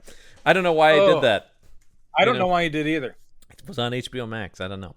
Okay, well, that's a podcast I will not be joining you on. Anyway, no, that I wouldn't recommend it. In addition to, Sam meets the Frog Brothers. Sam meets the Frog Brothers. But now we get to talk about the concert that Michael goes to, and sexy sex man. He's so sexy. The thing is, the whole point of that scene is just for my eyes have met those of a beautiful young woman through the crowd. It's very Romeo and Shakespeare. You remember Romeo and Shakespeare, their long relationship? He had a thing with Romeo. Yeah, that was the thing. Yeah. But yeah, so it is the whole thing of introducing Jamie Gertz's star as this mysterious, beautiful woman, and young Jamie Gertz. 1987 Jamie Gertz. Come on, man. Yep. I remember her from Square Pegs. I watched all the Square Pegs. That was one of those influential shows that lasted no time. Yep. But everyone that watched it went on to do shows like Square Pegs. Yeah. Jamie and that's Gertz where Sarah Jessica was Parker cast on Jason Patrick's recommendation. Oh, really? Yeah. Because Schumacher talks about he saw Star as like a pixie cut blonde beach girl. Oh, I see. And it was Jason Patrick who goes, I just worked with Jamie Gertz on... And I have a crush on her, so you should cast her instead, is essentially what happened. They were in the cinematic classic Solar Babies prior to this. Yeah, really Jason discerning... Patrick had no footing to sit there going, I will not take trash material. I just did Solar Babies. Yeah. Solar Babies. What is this vampire nonsense? Oh my God, Solar Babies is so dumb. It is. It's horrible. But Jamie Gertz is lovely, and that's the whole reason for the scene. However, it gives us sort of a... And let's face it, this is MTV. era. So it's basically just a little music video. Pardon. And the song is great. The Calls, song rules. I still believe, is one of my favorites of that era. Not a huge Call fan, but that one song, great. And it's a cover, which is weird because I will say that Sexy Sax Man's voice is very close to the Calls singer. What I thought they had done was just take the Calls original, and then he had worked out sax parts for it because the song does not have a sax part. But I found out through reading the article that he really did go in and cover the song. He just sang it the guy. It's good. Yeah. I don't know if and oiled up. I don't know if either of you have read the Vertigo Comics sequel to the Lost Boys. You had to tell me about it. So Elliott, you got to hear this. I pulled this from my collection because I of course do have all the issues of it. And I did get for issue 1, I of course bought the Sexy Sax Man variant cover. Incredible. But here's the thing that's amazing. This is not just a variant cover. He becomes a main character in the comic book. And they made him a character. They made him a character. We find out he is a vampire hunter, and the oil that he puts on his body is blessed. So if they try to bite him, it doesn't work. I am buying it. You're gonna leave the house right now and go get it. Yeah, guys. Great podcast. Whatever. Lost Boys is great. Guys, you're doing a great job. You can finish this without me. This comic is so good, by the way. The Lost Boys sequel comic from Vertigo, written by the great Tim Seeley. Tim Seeley's good. Who I think very much based on his comic book Hack Slash, which certainly gives you a lot of his horror bona fides. Does a great job. This really does feel like the next movie. In a way that all the other attempts at sequels and stuff. Sexy Sax Man is a character. Sexy Sax, and does he kill a vampire with his saxophone in it? You better believe it. Hell yeah! Like of all the unnecessary things, that tops the list. But also, I don't care. I don't care. No, it's amazing. There's no reason for it to exist other than the fact that if it didn't exist, I think the world would be a little sadder. I'm delighted. I love that. That comic is so much fun.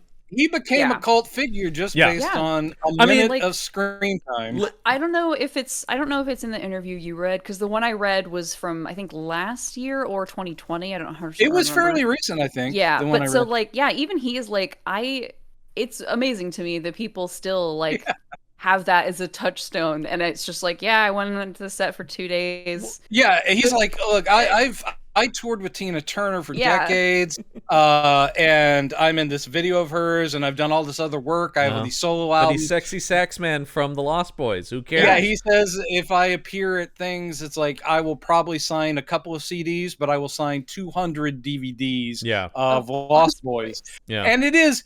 He makes an impression because, okay, it is California beach culture, and you go see a live show on the boardwalk. Yeah. Is this a local band? If so, they wrote a fucking excellent song, but because in this universe, that's not the call. It's whatever that guy's band is. But he's up there, and it's the ludicrousness. I remember seeing it in the theater and going, what the fuck? Why is this bodybuilder literally the lead singer of a band with a saxophone, and he dances with chains? He's got chains on himself, and he's lip syncing. Okay, there are a couple moments where you're going, oh, you kind of missed that one, whatever. But of course, I already knew that song, so I was like going, yeah, dude, excellent choice. I could have used more of the song, actually. Yeah. It's great. But then it's all about what's Jason's character name?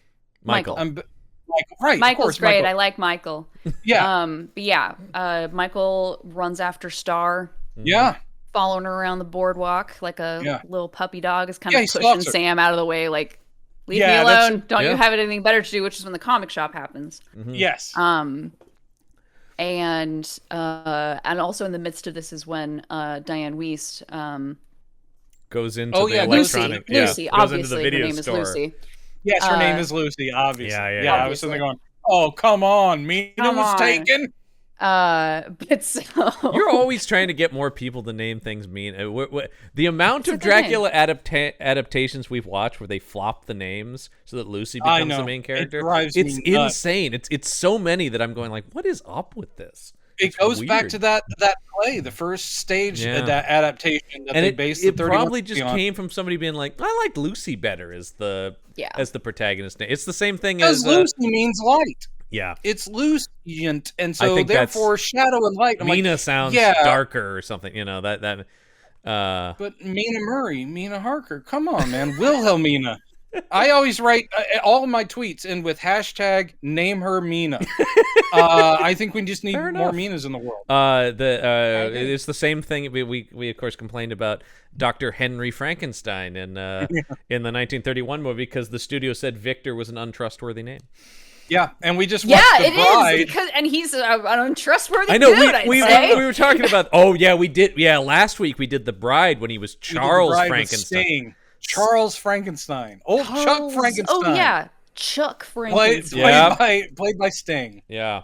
Have you seen The Bride, Elliott? Don't. If you haven't, it's terrible. Oh, Elliott, don't. Save yourself. Yeah, no, I'm good. It's a terrible Frankenstein movie. Take that one off your DVD birthday list. Yeah, get so The your Bride parents out like of there. going, "But we just got you the." Okay, we'll take it back. So she goes in there. We meet Edward Herrmann as Max. Oh, the great Edward Herrmann. Joel Schumacher. They were so lucky to get everybody up till this point, and also, we were so lucky to get Edward. I love Edward Herrmann in the documentary. Goes, I thought this was exciting when I got the script. A vampire leader, that's different for me. He goes, but I never thought I could be, sexy in a movie. But Joel kept saying, it's just like Joel clearly is just constantly going, it's going to be sexy. You're going to be so sexy in this scene. Well, I would obviously. A lot of the twists of this story only work the first time you watch it, clearly. Yeah. But I think it's just genius that they do a great misdirect with his character. Yeah. Not only is he completely nice, age appropriate for Lucy. I mean, that's the thing. Likable. Herman works so well as the sweet nerd, that you just like Paul. Played the sweet nerd, or occasionally he'd be like a corrupt politician. But regardless, a very human guy. So many people today, so many millennials and stuff today know him as the father on Gilmore Girls, right? Right, exactly. And that guy, again, talk about your great character actors. Yeah. Comedy, drama, he's got it covered. He's always good. Yeah. I loved him dearly. And so what a great twist that, of course, he gets to be sexy is up for interpretation, but he is dressed hip. Joel did a good job of convincing him he was sexy in the movie. So, you talk about being a good director, He dressed hip and he was romantic, and you totally buy that he and Diane Wiest, had he not been a vampire leader, would have gotten together. Oh, yeah. So totally. But when he does the big heel turn, as they say in wrestling, when he becomes the bad guy, you're like, holy fuck, that's awesome. Because you just never see it coming from Edward Herrmann. Suddenly have fangs and going, you see, and he gets to have like a villain monologue. I'm like, you go, man. Great villain monologue, absolutely. You go. But good. Also key in our driving away is David and his Lost Boys come in here, and he's like, hey, I told you not to hang out in this store. All of his interactions with them, once you go back and watch, they're all loaded. You're like going, oh, he's telling them as a leader, but he gets to disguise it as like going, I told you guys not to come in here because you're creepy teens and get away from my store. And they're like, I love Diane Wiest though, just going like, she's just like, they're just kids. Yeah. We were young once too. They dress better. Like, yes. And I agree. Oh, yeah. Nobody dresses cooler than these guys ever. Oh, I want a long pirate coat right now. I want to wear one around town. I don't care what people say. I'm a lost man. We do get these. We do get this couple that's in the car, and I guess they're super high because the woman is laughing at Sad Sack comics. It's just weird. What a weird choice.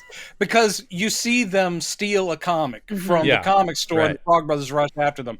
Then next time we see them, they're in the back seat, and she has to be high because she's laughing at Sad Sack was famous, but who the fuck is laughing at Sad Sack? That's a comic from 1952 or something, and she's like. He doesn't even want to make out. It's so fucking funny. Yeah, no. Sex can wait. Sad Sack is now. I'm telling you. It is so weird that would be Sad even Sack. a thing. I know that really. That's once again. There's like the little comic book nerd stuff in there where you're like Sad Sack. But we do get to see the roof of the fucking car get ripped off. Oh, it's good, man.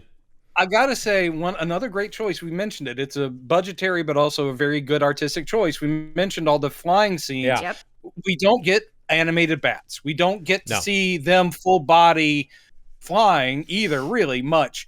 You get so- some Until floating- the very end. Yeah, and, you get and very those are the and Joel said those are the only green screen shots in the whole movie. You can- When they're It's at like- the very end. You can Yeah. tell during it's final in the battle. close-ups. Like all of a sudden, you're like, whoa. and it's not terrible. No, But It's not but terrible. It's but not what a terrible, great it just choice looks that different, The yeah. camera is their POV, Yeah. and Yeah. the sound mix. That's the genius, because it's wind, and you're hearing the Yep. carnival, or you're hearing it's off in the distance, but you hear them, and you hear a little conversation and laughter, but it's mixed low and it's moving around the tracks, and I'm like going, that sound design, brilliant. The because they underappreciated. It's like they're on the motorcycles, but they're flying, and there's like going, "Hey, buddy, what do you want to do?" That This is Love this it. is a thing I'm always on about, which is the complete lack of appreciation for sound design in horror movies. Horror movies obviously get shit on by the larger film industry as well, but sound is so important in horror movies. And the fact that something like Don't Breathe isn't getting Academy Award nominations for its sound design is like, are you kidding me? That's a masterpiece of sound mixing. I haven't seen it. Oh, you should. Uh-oh. I got some problem. I have some problems with Don't Ooh. Breathe. Okay. Is it Act 3? Yeah. Yeah. No, yeah, I don't know. usually I haven't is. seen it. I haven't Probably. Oh, yeah. Okay. I think I know. Yeah, where and you're then getting to. the audacity to be making Don't Breathe 2. Mhm. And Sure. Yeah. Don't Breathe 2. Don't Breather. We can talk about it on- Is that the full We can talk title? about it. No. But I You're got some real totally, problems. totally valid. I think I see where your problems are, and they are totally founded.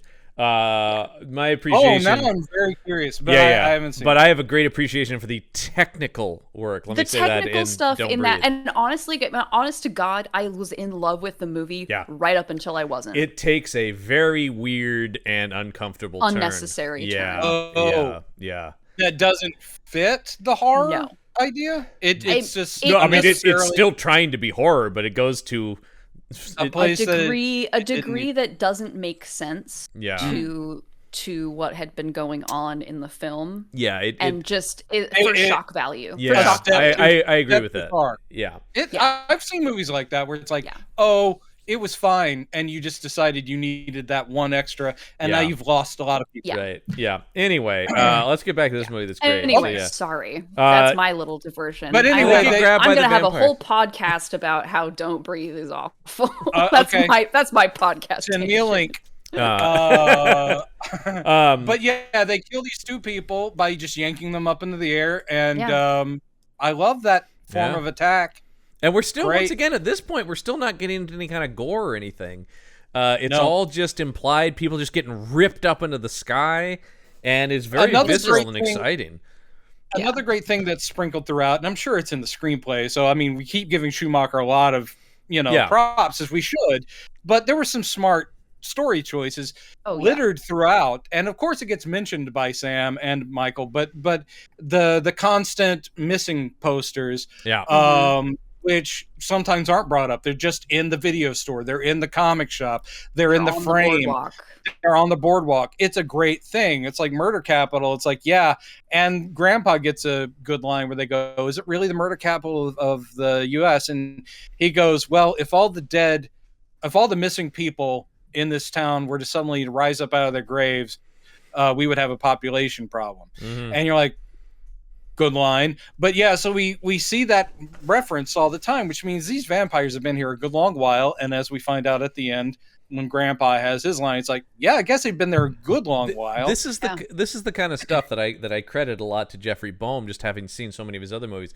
The guy knew how to pace a movie really well. All of This his thing movies. rockets. This Yeah. movie rockets. Well, this does. The Lethal Weapon movies he wrote did. I also Of just course. see Brendan, one of his last screenplays, a favorite of ours, The Phantom is a Jeffrey Boehm script. Oh yeah, I love the Phantom. Mhm. I wish more people had liked it, because we would have gotten a second one. I know. We needed like 5 of those movies. The Phantom is so much fun.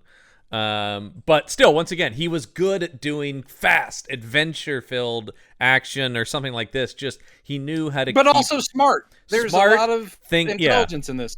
clever. I mean, he wrote Last Crusade, man, which is my favorite of the Indiana Jones films. So Sam goes back to the comic shop the next day, and this is where the Frog Brothers are like, and they do this thing where it's like, should we? This town is full of vampires, man, and we fight them. Yeah.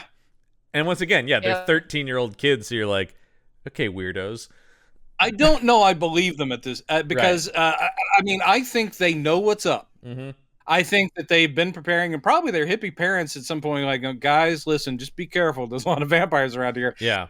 And so I'm pretty sure they've been trained. But when we see them in action, they get scared a lot easier than you'd imagine.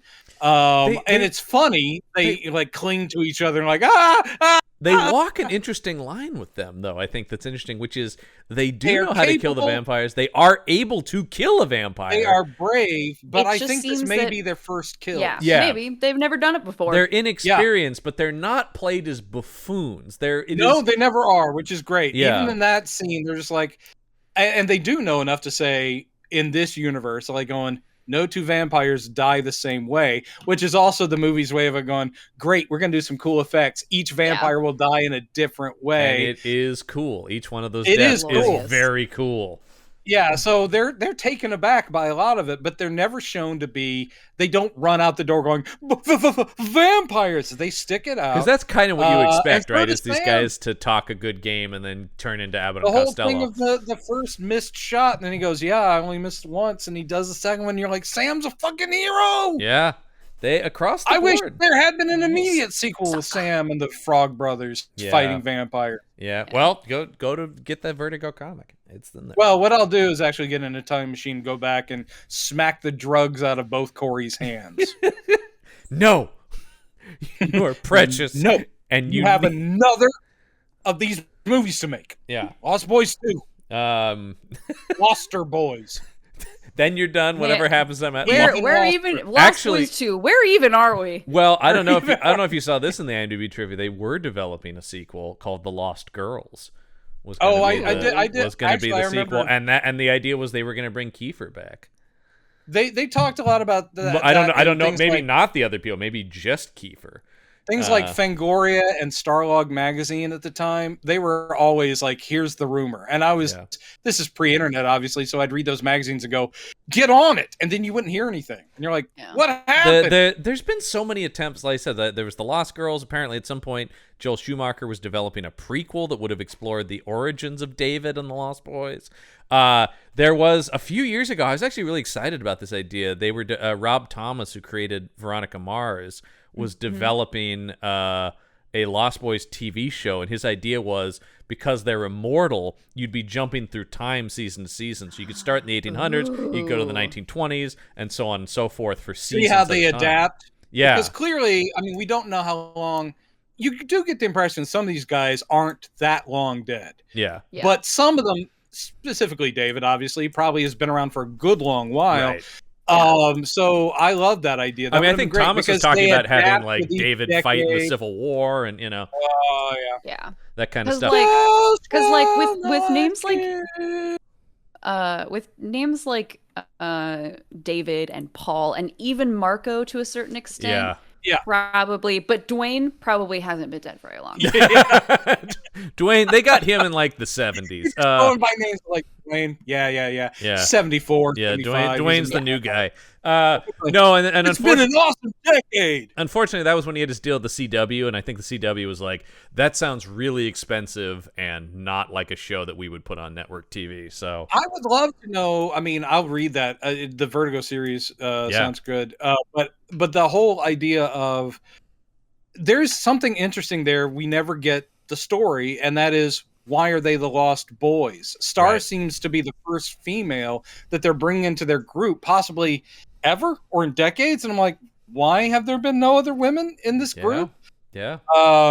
Do they just see them as victims or food, or are they like a? I love the idea, Brandon, of let's get into the sexism of the vampire culture. Yeah. Let's talk about it. Too. Yeah, I don't know. Why would Laddie be brought in other than? And when was he brought? Oh, well, I guess he hasn't been. No, he's the one that has a very. He's on the milk carton. Yeah.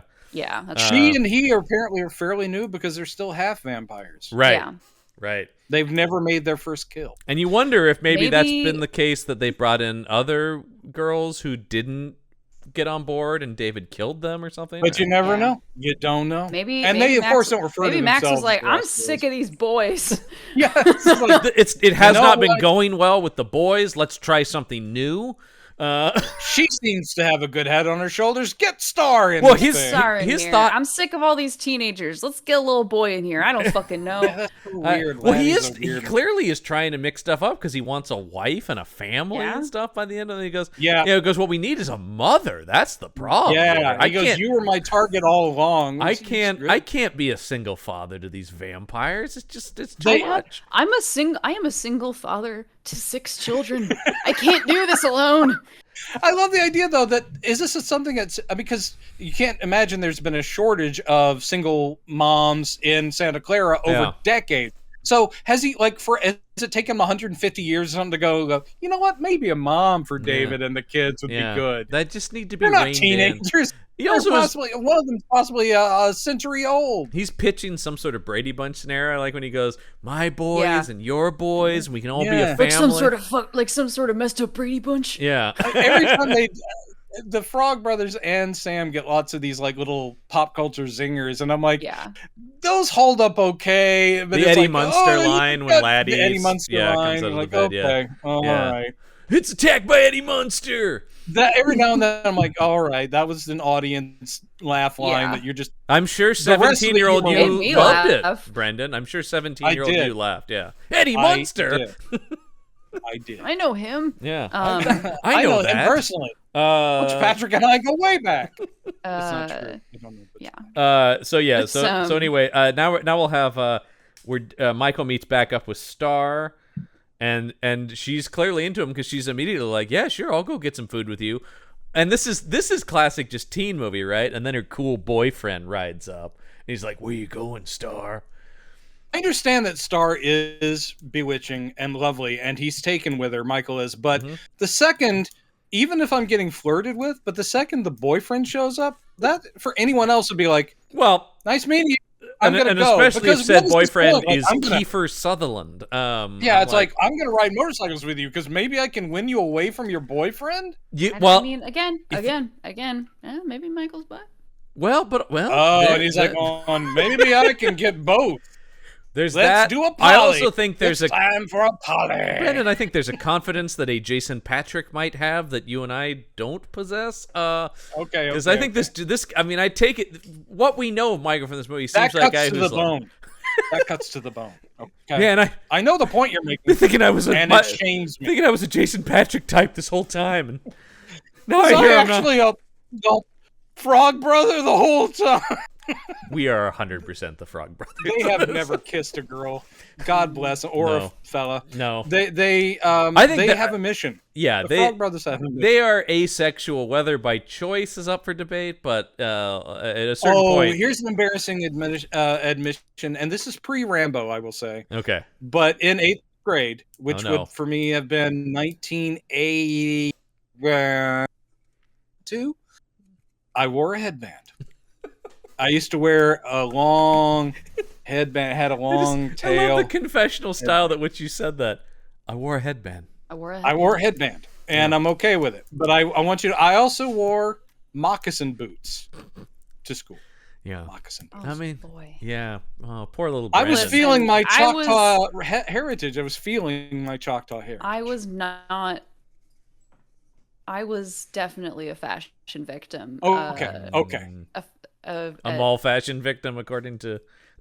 What's important is we've created a safe space where we can talk about this. I wasn't anyone in this movie. Like, I wasn't dorky enough to be the Frog Brothers. I wasn't fashionable enough to be Sam. Yeah. Not hot enough to be any of the vampires. Oh, Elliott, I don't like Diane this. Weist. I was just trying to make it through.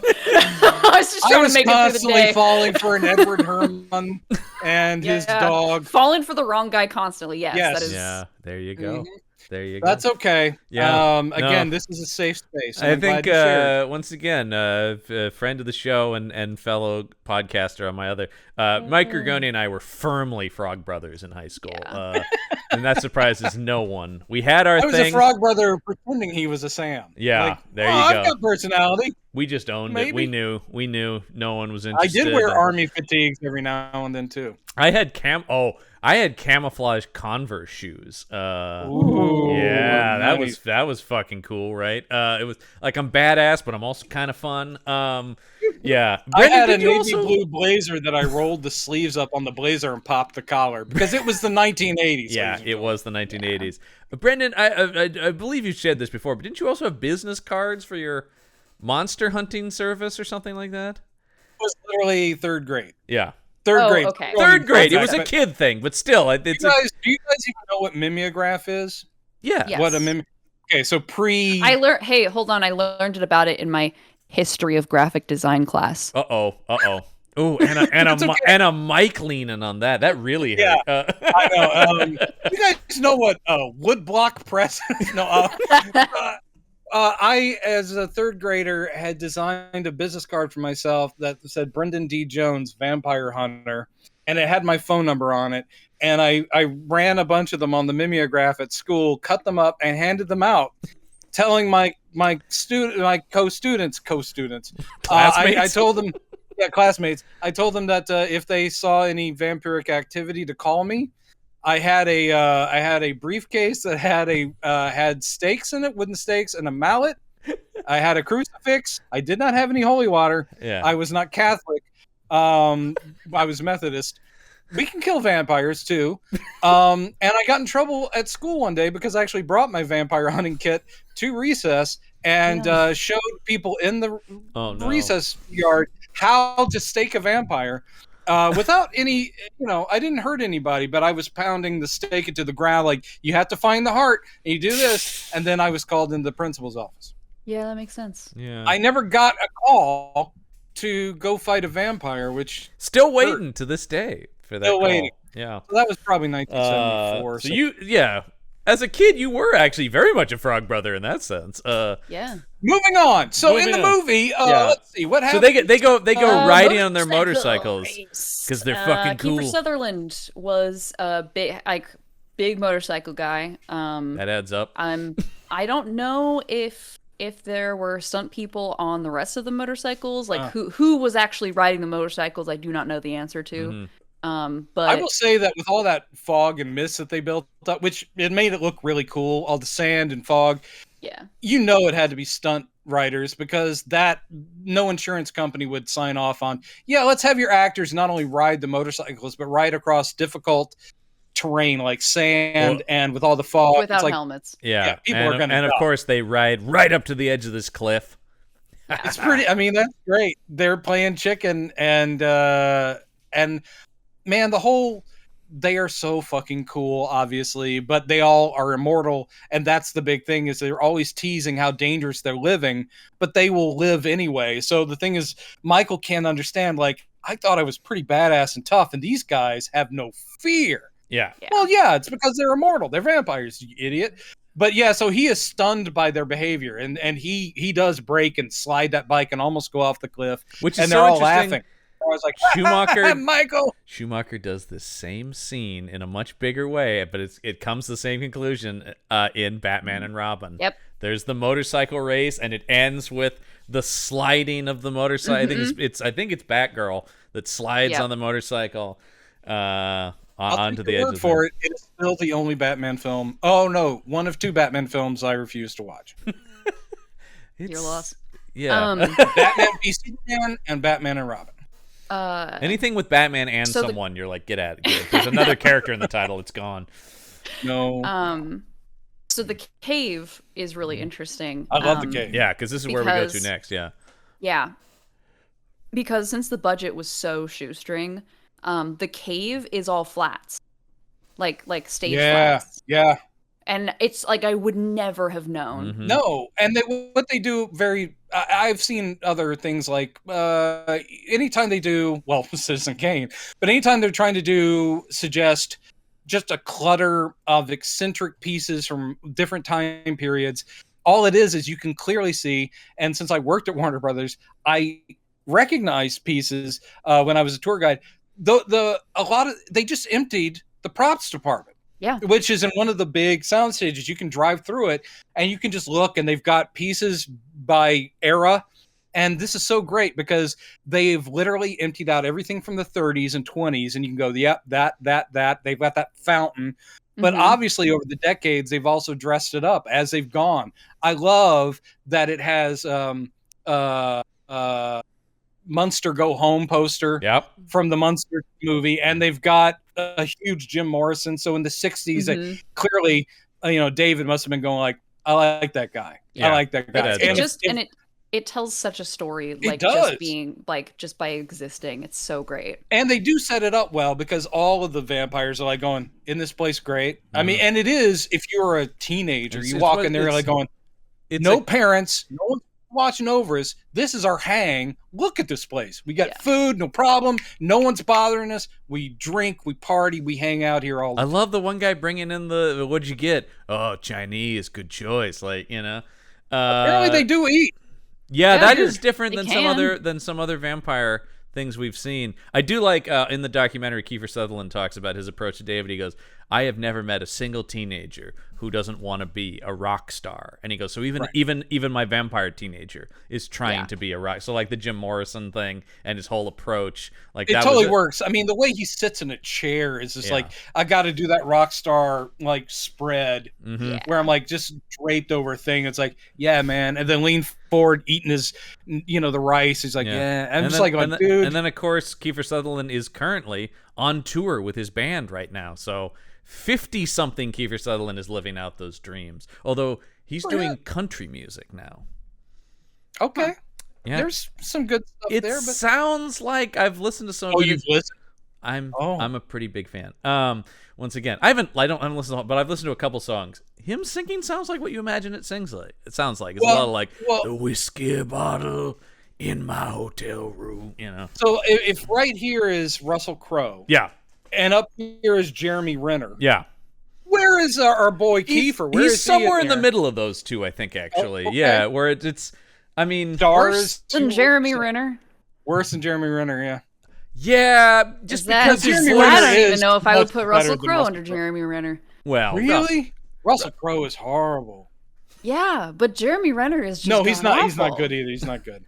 Most of the actors Jeremy Renner off and do their bands are the problem with the Jeremy Renner, and I love Jeremy Renner as an actor, but as a rock star, at least Keanu just plays bass. Yeah. That's the thing with Renner. It seems like he's so sincere about it. He's like, yeah, man, now I'm a rock star, and you're like, no, you're an actor with a band, and that's fine if you're an actor who has a band. Like Kiefer even is like an actor who has a band. I don't think he's really thinking he's a rock star. Pet Project is fine. Pet Project is fine. I would never say Jeremy Renner is like, no, this is the new big hit single, and it's in this movie, and you're like, no. I don't want to talk about that comic book character anymore. I want to talk about my new single. I've said this before. How much do you think he tried to do the theme song to Hawkeye? A lot. Anyway, I'm aiming straight for your heart. Yeah. Oh, writes itself. Yeah. I know. So here we go. So yeah, sorry, Elliot.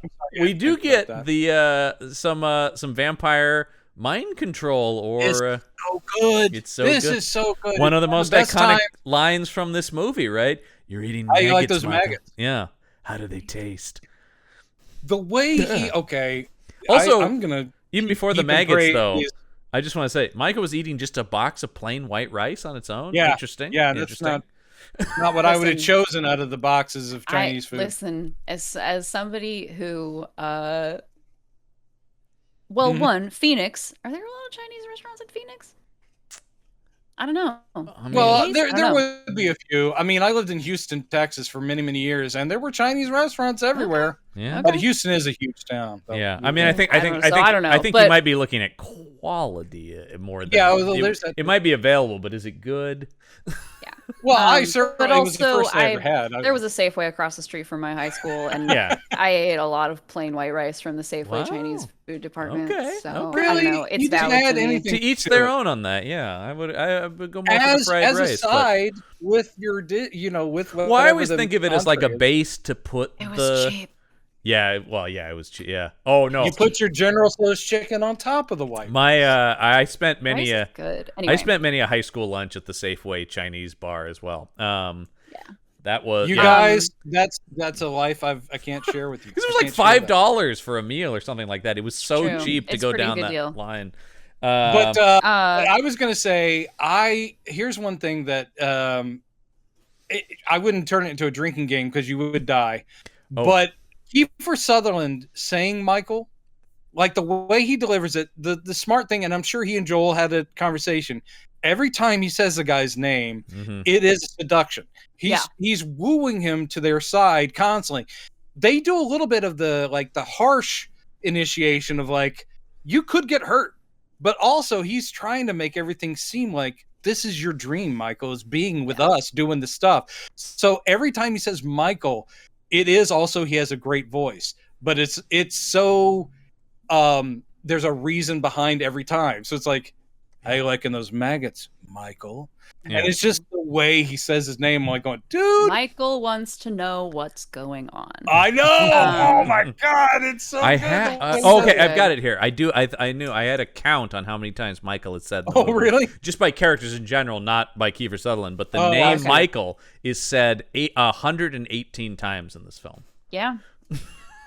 They say it a lot. Yeah, they do. But yeah, I Kiefer says it have- the best. He Yes, does. he does. Yeah. I have a couple notes. Please. The only important notes about the cave scene, other than the cool set. Yeah. Yeah. So Schumacher was like, "You want to know how you make because maggots they just sort of sit there. Right. So do you want to know how we made the maggots wriggle? I'm gonna guess. Electrical Yeah. current. No, Oh. lemon juice. Oh. Really? You just squeeze some lemon juice on the maggots and the worms. Makes And them they're wriggle. going like, interesting. But I can only assume Schumacher that's because was- highly acidic, and that probably did cause some pain. It probably did cause some pain. Oh, they did have a worm and a maggot wrangler though, as well as a they're fly shot wrangler, Very well. Oh, fly wrangler.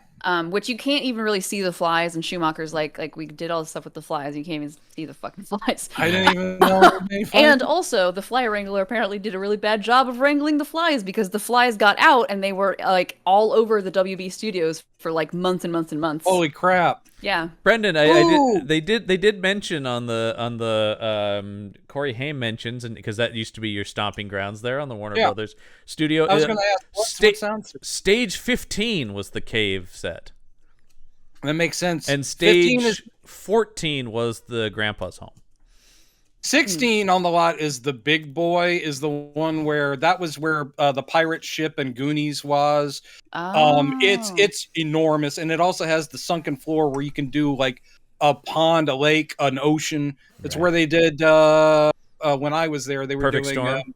Perfect Storm, and Ooh, the interesting. water would rush underneath, like it would flood the whole streets while you're driving a tour through in your little golf cart. but 15 is also really big, and now, or by the time I left, which was early 2000s, they started on the outside of each soundstage. They have a plaque that would list some of the most, some of the famous. biggest films there. Yeah. The big ones, I could say, 16 was also the airport in Casablanca, Oh. where they Ooh. had the small version of the plane, and they had children in clothes to do forced perspective because it's So all on a soundstage. All the and- old movies have the coolest stories like that because they Oh my don't have. Because God. now it's just like CGI, but back then I know, all the but it was all creative, on a- clever stuff they did back in the 40s. So, that was awesome, but I didn't know like which ones Lost Boys would have been in. Now that I do know, I Yeah. can see it. Thank Corey Haim on that one. That was a Corey Haim comment on. Thank you, Corey. Yeah. Thanks, Corey. But again, it doesn't look, with a couple of exceptions, it doesn't look soundstage bound. Mhm. I think the house is obviously a set, but it feels like they dressed it very well. Yeah. That feels like a house, and the exterior matches Yes. what the inside looks like. Yeah. And that's why I asked about the boardwalk, because parts of it you think maybe they could have dressed something up, but parts of it might be a set, but but Joel was like, I mean, his commentary, most of it was just like, I loved working with these people, and I was like, Joel, I want to know how you made the I damn will say film. from every interview and commentary I've heard, he is just so positive. I mean, and that's great. Like, Yeah. I But love you'd to like a hear little that bit he more loves working with actors, but like, I want to, stories. like, tell me how you made the film. yeah. I mean, will I say- know that you're tired from Phantom, but tell me how you Yeah. made Lost Boys. I've Technically, just you directed Phantom of the could have- Opera.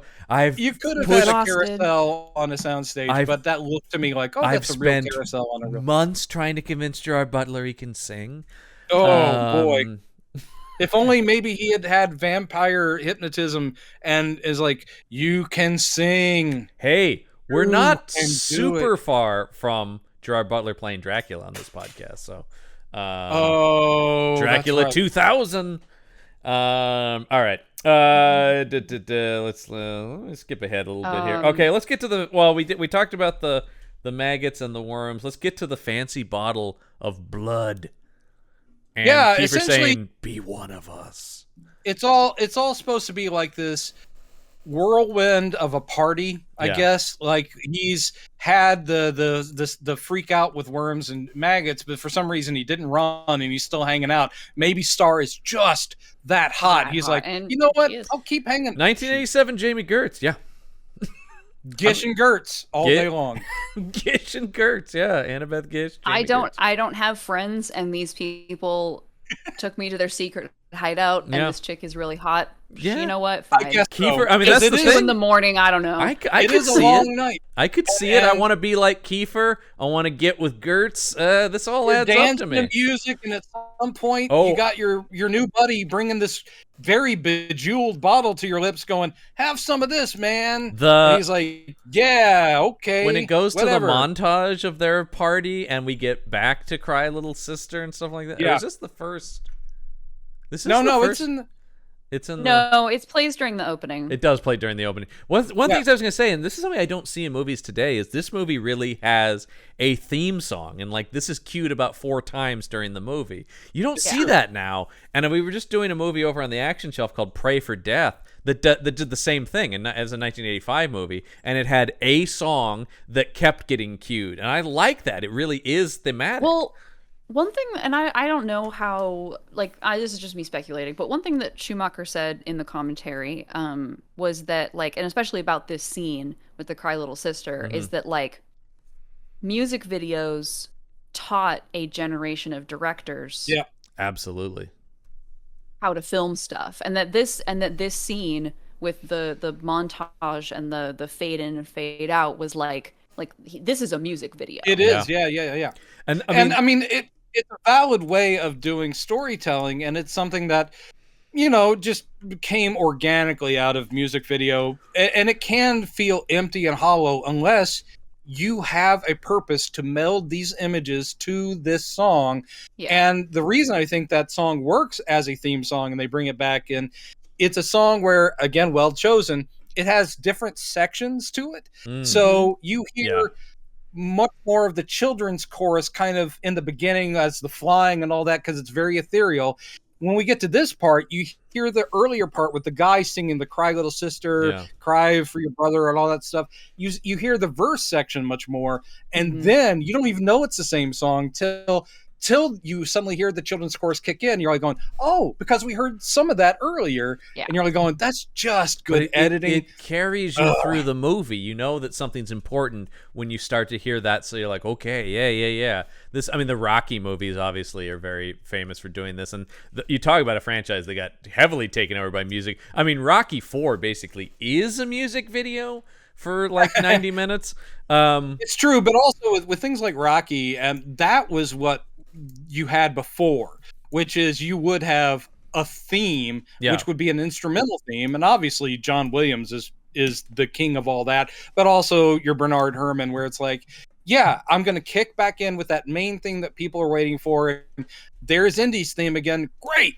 Well, I mean, but you get, I mean, not to, but like with Rocky, you get the "Gonna Fly Now." Like there were lyrics to the theme, which I think kind of was the like that's the stepping stone to this. Is why I bring that up. Yeah. And also, we've talked about though, like Tony Scott came from music videos and stuff like that. We are seeing in the '80s the film, and it's going to be so prevalent in the 90s. I don't think we're going to get to any of the music. I'm not sure we're going to actually get to any of the music video guys in the 90s, but your Finchers, your Michael Bays, your Antoine Fuquas.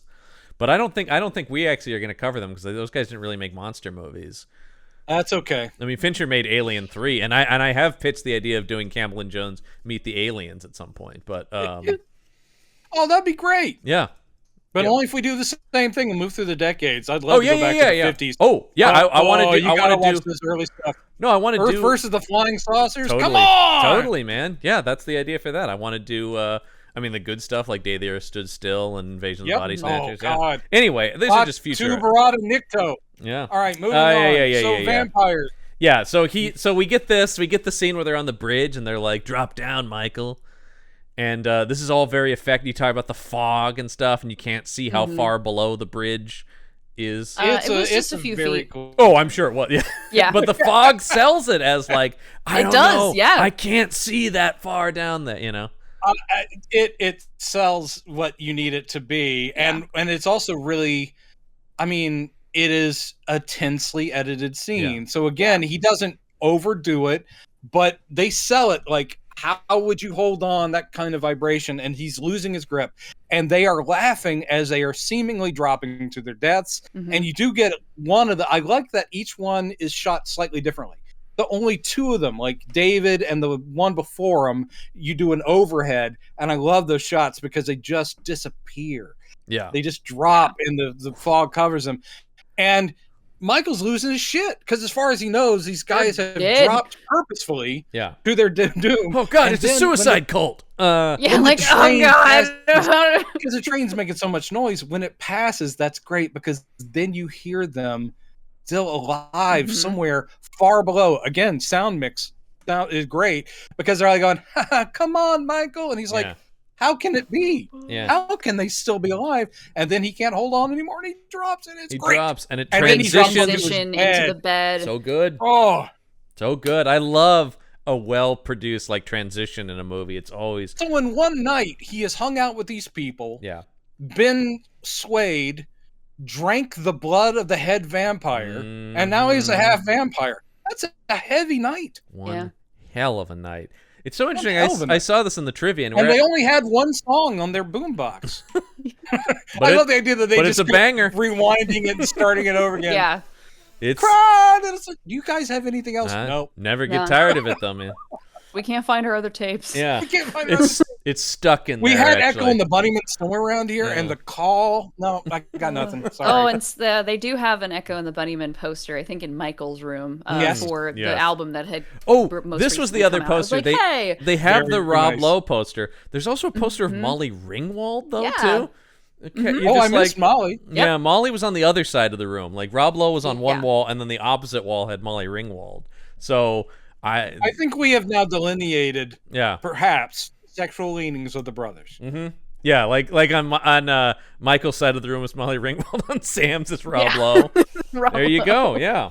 I will say, Molly Ringwald seems a little too nice for Michael to be having a crush on to me. Maybe that's from a year or two earlier. Yeah, it's still there. It's still there, but.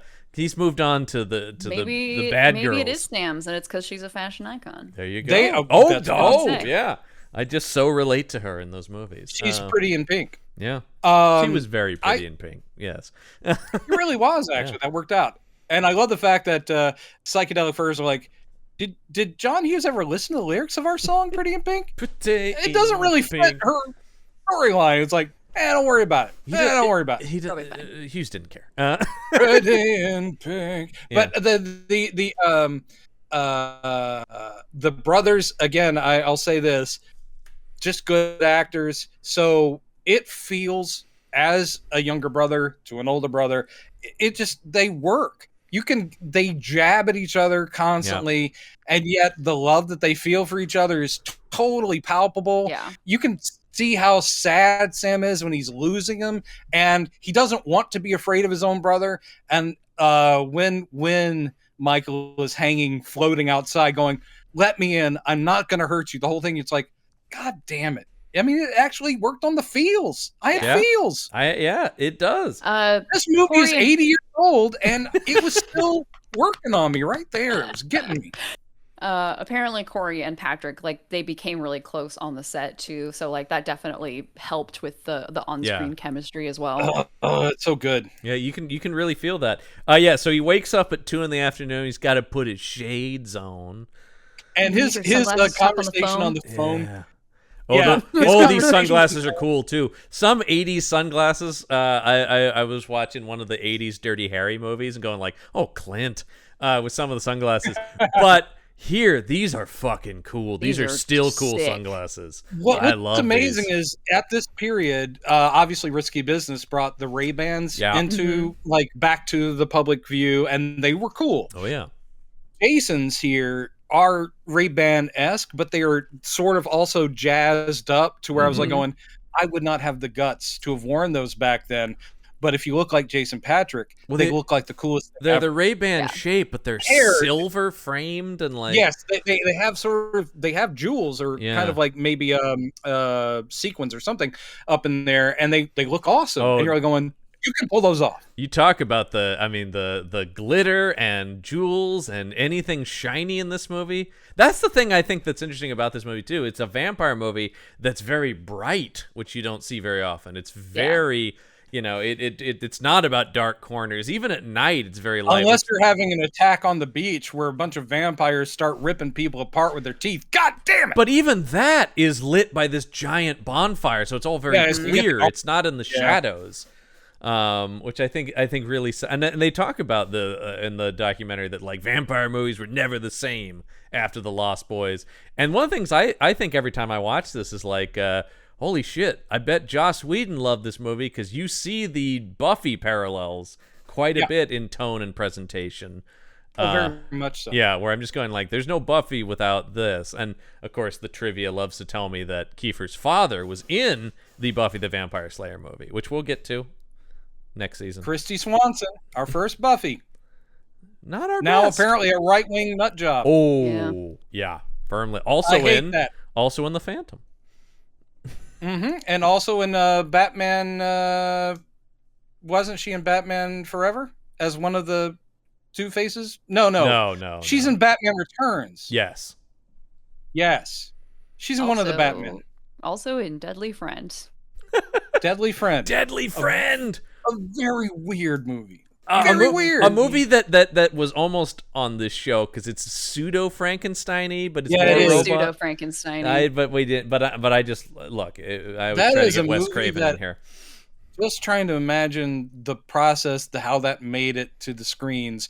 That is how did this get made? But it's also I want someone to answer the question. Who read this and said, "Let's put some money into this."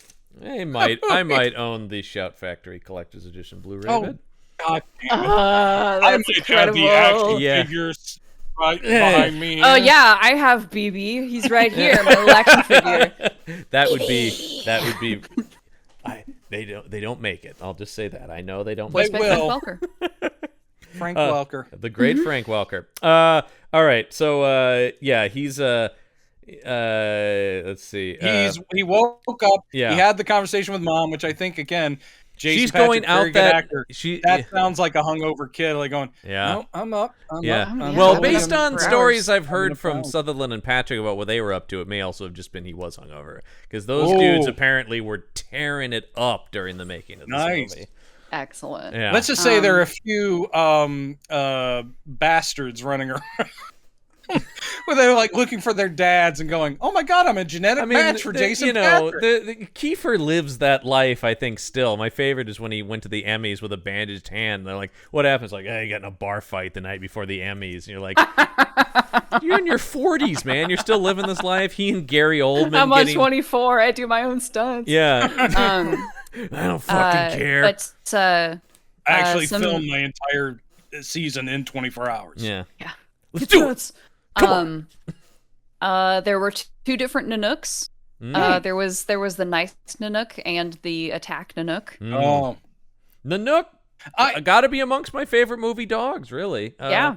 Great dog. I know it's not why it was chosen. I love that Nanook is an Alaskan Husky, and of course Nanook is a great name for an Alaskan Husky. But I'm sure it's not on purpose. But the visual of the Widow's Peak that a Husky has, I'm like, I know that's kind of a Dracula vampire trope. According to IMDb trivia, that was conscious, but I don't, take from Okay, that I mean, I want to will. believe it. Yeah. I want to believe. But truth is out there. IMDb trivia doesn't quote anyone saying it; they just say it was. So that's where I'm like, we'll see. Yeah, exactly. Yeah. But I But want to also, believe. he looks awesome. I would love to have that dog. Yeah. And I'm not that much of a dog person. I'm not a dog person really at all, but that dog is adorable. Yeah. You're a boy. Yeah, he just is. He's lovable. He's just such a lovable dog. And it's interesting that we don't have a dog versus dog show off because we have evil Thorn dogs. and Nanook. Yeah. So, I love the because and one thing Joel says in the commentary is like, I like that you're calling him there's Joel because you guys are old buddies going way yeah. back. just as Joel said. Me and Joel. Yeah. Batman and Robin made me gay, so like we're on first name basis. That Joel says is like, there's like definitely going back and forth between tone in the movie. Like, there's the levity, and then there's this very serious aspect of the vampire stuff. And he just was like, I just love this scene. Like, he's like, I don't like talking during some of this stuff because I just really like this movie. Oh yeah, no, I love that too. I love when a director buddy. gets so caught up in his own thing that he's like going, I know I was just really quiet. It's just that I always love watching this scene. You're like, wow. So the scene where Sam and Michael have like discovering that Michael's a vampire was one where he was quiet, and it's so great. It's so like, it is great. Like his brother's a vampire. He's like, what did you do to my dog, asshole? Yeah. Yeah. No, the scene is my own great. brother, a goddamn shit-sucking vampire. Yeah. You wait till mom finds out. It is So one good. of the best. With this universe that this movie is set in, I love the fact that they didn't feel the need at any point. Obviously, for most of the film, these characters from Arizona would never have believed vampires exist.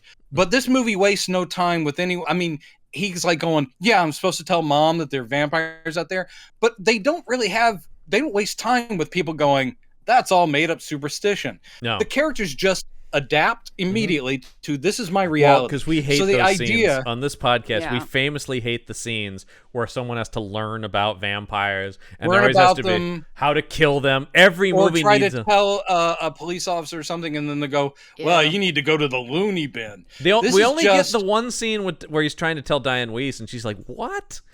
Yeah, but even that is kind of quick, and it's not as drawn out as some of the stuff. Sam, I mean, again, Corey Haim's delivery of all that, but it's perfect because it is just a brother thing of like, what'd you fucking do to my dog? And you piece of shit, you're a vampire now? But it's just, also, you're taking this ridiculous supernatural concept and turning into, it's like, it would be like a brother saying like, what? Wait, you're hanging out with the theater kids now? Oh, man. Also, can we talk about Corey Haim having the most fun ever taking a bath? Yes. Good Lord.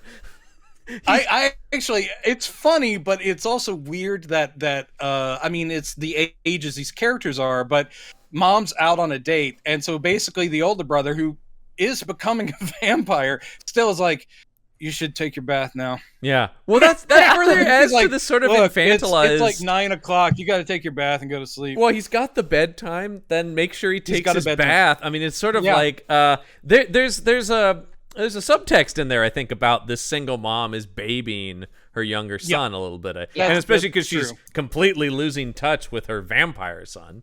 Yeah, so he is having the most fun with Bubbles and singing a classic rock novelty song.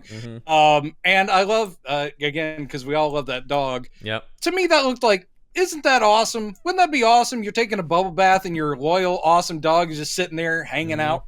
And you could reach over and scratch his head.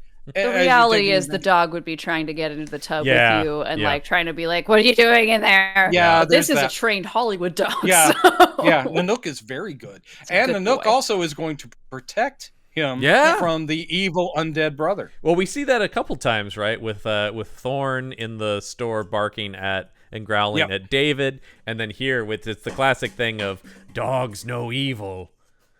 It's great that they, I mean, again, very nicely shot, because Michael is still the guy that we know, but he's turning, and that is a great shot of him coming up the stairs. Yeah. He has had the cramped up thing where the normal food, the milk, he can't take it. He needs blood. Yeah. And so him stalking up the stairs like, I think I'm about to kill my brother, is effective. You're like, shit. Yeah. So Patrick that makes is this a selling good it, man. vampire movie. Yeah, I mean, this could have just been kind of, not a parody, but it could have been a light little vampire movie. Sure. But when it needs to give you the goods, as far as like, oh no, vampires are horrible, and you lose your soul when you become one. It has a sense of humor, but it's still treating things seriously, which is what I appreciate. I think Fright Night had a similar vibe to that as well, which I'm a big fan of too. Because so he calls the Frog Brothers about this, and of course they immediately like, you got to stake him.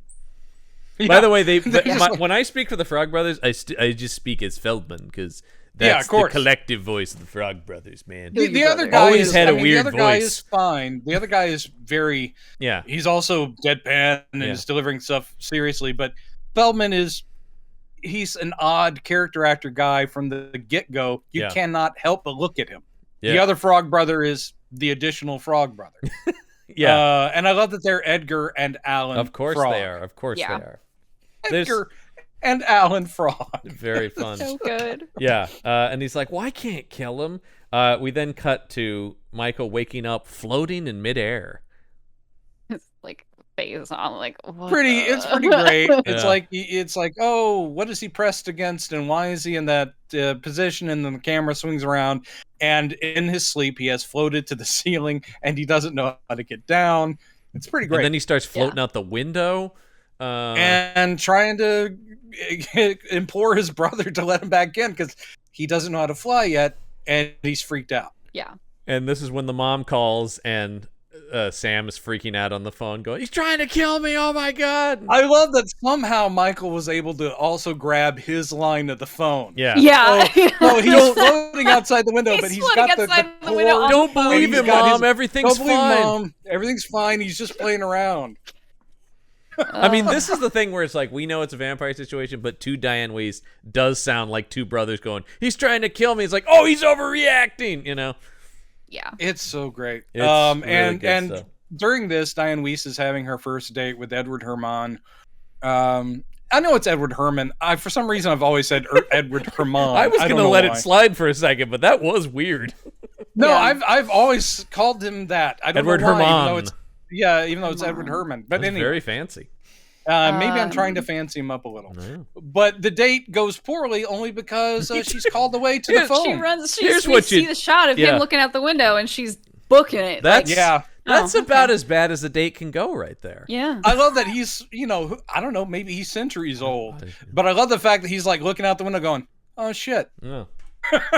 couldn't keep a date in the restaurant. Oh well. That's a bummer. Man. Yeah. I will say, I have not had that happen to me, luckily. So can't relate there. But nightmare scenario. Brendan, you thinking back to if someone ran out on a date? No one ran out on a date. However, me and a date once ran out on a check. Oh. Because neither one of us had the money. And we felt terrible about it. We went back the next day and paid. Oh. Okay, that's good. Yeah. Yeah, no, we didn't intentionally dine and dash. It's just like, oh my god, I didn't bring. You literally didn't have money. It's not like we're poor. When you say we didn't have any money, we just didn't have any money. No, we didn't on say us. Let's order the most we have, the most we can get, and then just no. It was at the end when we got the check and we're reaching and we're like, oh my god! Yeah. And all she had was her gas card. I didn't have any cards, and I only had like $5. I was like, oh, we planned this terribly. Yeah. And it was like, you go to the bathroom first, then go out to your truck. Then I'll get up to go to the bathroom. Then I'll get out, and then we just drive away. And then the next day we showed up and we paid our check, and they were cool with it. There you go.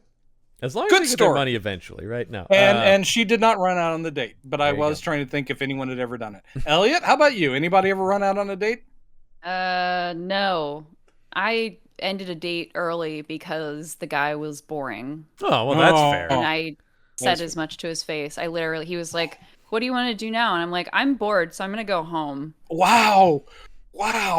And then he was You're like, brutal "Cool, can I honesty. Dude made me walk like 2 miles in complete silence. Holy crap. Oh my god. Okay. Yeah, I kept trying to initiate conversation, and he was like, "Oh, I just got off work. I don't really want to talk." And I'm like, "We are walking down the waterfront, like from Director Park downtown to the Tillicum Bridge." Then what In point complete of the silence. date? I do love. I'm gonna go on this date. Hopefully, I don't have to talk. Yeah, I'm like talking I guess he work. just wanted to fool around, but also he was like, "You want to come back to my place?" I'm like, "You live in Hillsboro. I'm not going back to your place. What are you talking about? Well, especially I'm not going to ride the Max for 45 minutes in silence with you." All I can say is he's probably still talking to a therapist about how that date ended. I hope so. He was also. I found out later that he was a creep. Oh, And yeah. then they looked me in the eye and they said, "You're boring," and I have problems with that, Doc. I think I'm realized fascinating. I am boring. And then the doctor says, "Would you like to expound on that?" No, I'm kind of tired. I just I'm got off tired. work. Just got off work. I don't want to talk. Just got off work. I'd rather not talk about it. That's awful. Well, I'm Yeah. sorry. There you go. I'm still here. Well, Yeah, as no- a head no, we Get don't off have- my nose. Yeah. No, we as don't a have head that guy on vampire, the show. he would not end up in your vampire clan then. No. He escaped. Yeah, luckily for him. But yeah, speaking of trying to coerce men into a vampire clan. Yeah. Something I do all the Michael time. does get it on with Star. Oh, Is this where we get the through the curtain sex? Yeah. Oh, it's gauzy. Not hunger gauzy, but pretty gauzy. It's fairly gauzy, not Fairly as gauzy. ephemeral and. But and it just every 80s sex scene was shot as this. basically like this. Like, with small variations, but essentially they're all done the same way. I mean, up to even the choreography of the actors, the way Jamie Gertz is throwing her hair back, and like it's all very. She has amazing hair at She this does. period. She does It's have just like, really good great lord, hair. that is nice hair. And there's lots of touching of the head into the hair, and it's all just very. I mean, this is. I mean, It's even though very sexy, dramatic sex. sexy is his catchphrase, but in this, it's really about sensuality, which I appreciate. And actually, because I will say that's the it's case. trying to be more romantic. There's not a lot of explicitness in Schumacher movies. It is about being true. sexy. Everything is beautiful. He actually says, I think it's on the Batman Forever commentary, he goes, "I like to cast beautiful people, so sue me." Well, the man was a visual stylist first and foremost, which, obviously doing window displays. And like I said, there is nothing wrong with filling a movie with beautiful people, and most movies do it. Mm-hmm. It can be much more refreshing when you see realistic people represented as well. Well, also, I think the key is beautiful people who can act help a lot, too. Oh, they help a lot. Because sometimes when you just get beautiful but boring people, you're like, Then you're I like, don't wow. care that they're this attractive. I mean, Right. once again, go check out my podcast, The Action Shelf. Lots of attractive but boring people over there. But this scene does work, of course, and it is romantic, and it of course helps that later on we get the confession where she says, "You were supposed to be my first kill. I was supposed to do it that night." Yeah. That's nice. That's a real romance. She couldn't bring herself to kill Michael. She loves Michael. I mean, they give Jamie Gertz. I'm feeling it. I'm feeling it right here. They give Again, Jamie Gertz more to do than a lot of the female leads we've seen true. in these vampires. And it's not like she has a ton, but she has enough. She doesn't have a ton. There's an arc. There's actually a character here who has feelings. Yeah. She isn't just And she has captured- taken on a motherly role also, because part of the thing that has kept her from going full vampire is she can't stand anyone else going down that route. Right. So she's been protecting Laddie the whole time. I have the most questions about Laddie. Not to the movie's do negative, too. but I just want, like, that's the character. I'm just like, what is the deal? Where'd Laddie come from? Why is Laddie been part of this? Star is Which one of them was it Max that turned Laddie and just was like, "Hey, hey David, here's a vampire kid now. Tell everyone don't that you want the turned scene him," where right? Kiefer Sutherland's like, "What the fuck, man? Why What am I you supposed to do bring with a kid? What are we supposed to do with Vampire kid? Jesus. this kid? And Laddie doesn't. This isn't cool." who knows if that kid could really act or not, but they don't give him much to say either. Because you'd imagine, since his face is still on milk cartons, you're like, wouldn't he be going, I really miss my mom? Yeah. Or I wish I could go home. Right. I think that like the part of his like the thing is that I think Laddie looks older than he's supposed to be. Like, I don't think that he's supposed to be like 6 or 7 or 8 or how old. Like, he kind of looks 6, 7, 8, but I think he's supposed to be way younger. Like, like maybe like 4 or 5. Like, true. I think he's supposed to be young enough that he doesn't quite understand what's going on. That's a possibility. I mean, he's portrayed almost feral, which I hate to say it from the time period though. You're like going, he is like the wild kid in Mad Max. He's like, and we will also get a young vampire in Near Dark, which is also one of the greatest vampire films of all time. But that is a kid who is like 100 years old, which is really cool. So he's stuck, just like the kid in Interview with the Vampire. Near Dark and The Lost Boys come out the same year, and this is pointed out in the IMDb trivia that they touch on similar story beats, but they have such radically different tones. They do. And I love Near Dark. Near Dark is another favorite of mine as well, and we'll get there. Unfortunately, Elliot, you a fan? I don't think I've seen that one. You haven't seen Near Dark? I don't think so. Near Dark rules. That will be one you're asking your parents for. That will be one that you're like, could you find?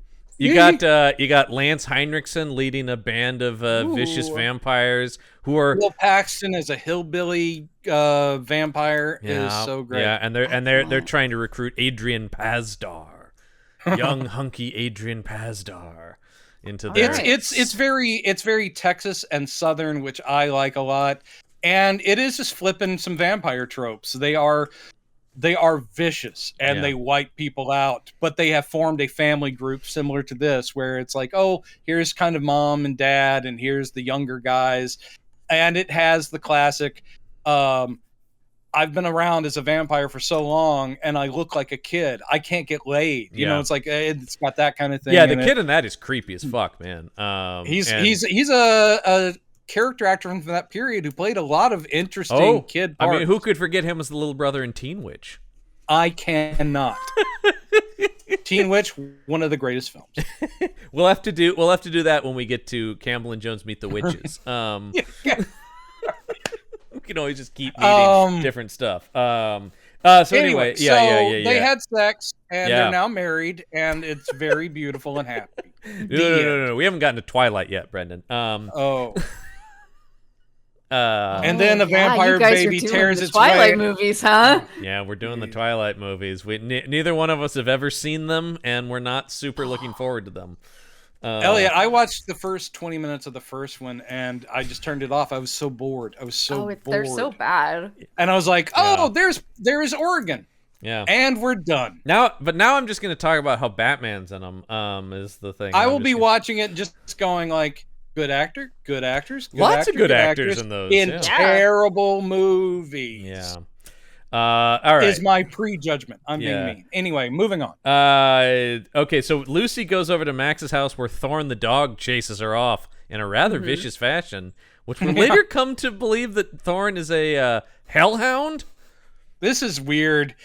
As if it's known knowledge. We have to have the Frog Brothers give us that exposition. It's like, or maybe it's Sam. It's like, it says right there in the comic how a head vampire is protected during the day, sometimes by a human, but sometimes also by a hellhound. And I'm gonna reveal this and put it out on Front Street. Then he's not here, unfortunately. But in high school, Gorgoni's screen name was Hellhound. Nice. I certainly have seen Dracula's Dog, and I have also seen Zoltan the Hound from Hell. Both classic 70s terrible horror movies, and I would love to think that the screenwriters got the idea from those, but it's not vampire mythology. So they did. The current season of What We Do in the Shadows introduced a hellhound. True, but the hellhound wasn't necessarily connected to protecting. But he goes to live with those vampires, and it's pretty funny. That squirrel, What We Do in the Shadows. That squirrel, how it vexes him so. It's so good. I love that show. Yeah, so chases off the frogs. What's this? They're talking about they're still saying they need to kill Michael, but Sam is saying, no, if we kill the head vampire, then the half vampires will turn back to normal. Sam, to his credit, he figures everything out early. He does. Actually, fairly early. He tells us the big twist. Yeah. And then we are led to believe he was wrong. And then we find out he was right. I love the red herring of Max being a red herring.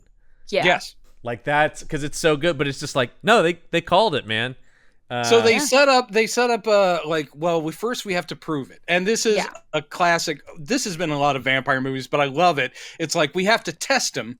So we'll have this dinner. Yes. This is so slapsticky and like. Yes. The second date between Max and Lucy. Max and Lucy. So she makes him dinner, and it's supposed to be the two of them. But Sam shows up with his friends, the Frog Brothers, and invites themselves over. I do like through the whole these meal, are my dinner guests, Edgar and Alan Frog, and they don't say anything. They're just like. They just nod. Yeah. The portrayal is one note, but it's one note on purpose. It's great. They don't have any social graces either. No. They're just like, hello to Sam's mother. Yeah. It's almost like they're sitting there going, we are here to only find out if this guy's a vampire or not. And it's clear at the table it's all they're thinking about the whole time. And like, so they do all this stuff. It's why like, don't you have some grated Parmesan cheese? And he goes, great, I love Parmesan cheese. And then he eats it, and he's like, oh. And they're like, huh? I bet you hate garlic, right? He goes, no, I love garlic. That's just a lot. It's the bad garlic. Breath part is really good because the cut to Nanook, get out of here. The mom, Lucy, goes, oh, somebody around here has real bad breath. And all the kids look at each other going, and then it's the dog panting, and she goes, Nanook, go away. Mm-hmm. Just like, why would he be at the table in the first place? That's it's just very good slapstick. It is. Yes. They do the is it supposed to be holy water that he dumps on his? I think it is. If so, we don't see them collect the holy water, but they dump a glass of water in his lap, and he goes, oh, and they're like, does it burn? And he's like going, no, and my ice pants cold. are ruined. Yeah. It's ice cold. And then they turn out the lights, and he's not glowing. That part was weird. Yeah, he's not glowing. I was like, well, they've clearly just taken everything they've ever read about vampires. And then, when the lights come on, they have a mirror right in his face. He's like, ah! Yes. So they do all the vampire checks, and he passes all of them. They're not nearly as smooth as Van Helsing and that 31 Dracula that we love so much when he just pops that mirror. Still one of my favorite moments in any vampire movie. Just like, have a look at that. Yeah, and actually it's like, I don't like mirrors. Iconic, man. Excellent. It's great stuff. Bela. Oh, we love Bela. I'm going back in time and also smacking the drugs out of Bela's hands. Yeah, man. And tell him to be nicer to people and not as egocentric, and he could have a better career. I'll also tell him, well, no, I was thinking about telling him to take the Frankenstein part. No, that would mean we wouldn't get Karloff. And I know. Don't want to live in a world without Karloff, man. I will direct him to some good parts instead of the crap he ended up doing. But anyway, so it's a clever, cute scene, and they go, well, I guess we were wrong about him being the head vampire. Yeah, and if you're seeing this for the first time, you probably are going like, well, yeah, that would have been pretty obvious, right? And then if the thing is, the obvious choice ends up being the clever choice by making it seem like it's not. Really good screenwriting there. Yeah. Let's see. So we got through all that. Mike. Michael keeps turning. So now since Michael has left, this is where we get the excellent beach scene of the killing of the surf skin heads. Yeah. They're hanging out in this tree. Yeah, Michael knows what's going on now, and they're talking to him now plainly. Like David's like going, "Hey, man, you're one of us. Eventually, you're gonna want some of that. Join us." Because you're going to get hungry. The thirst is real, man.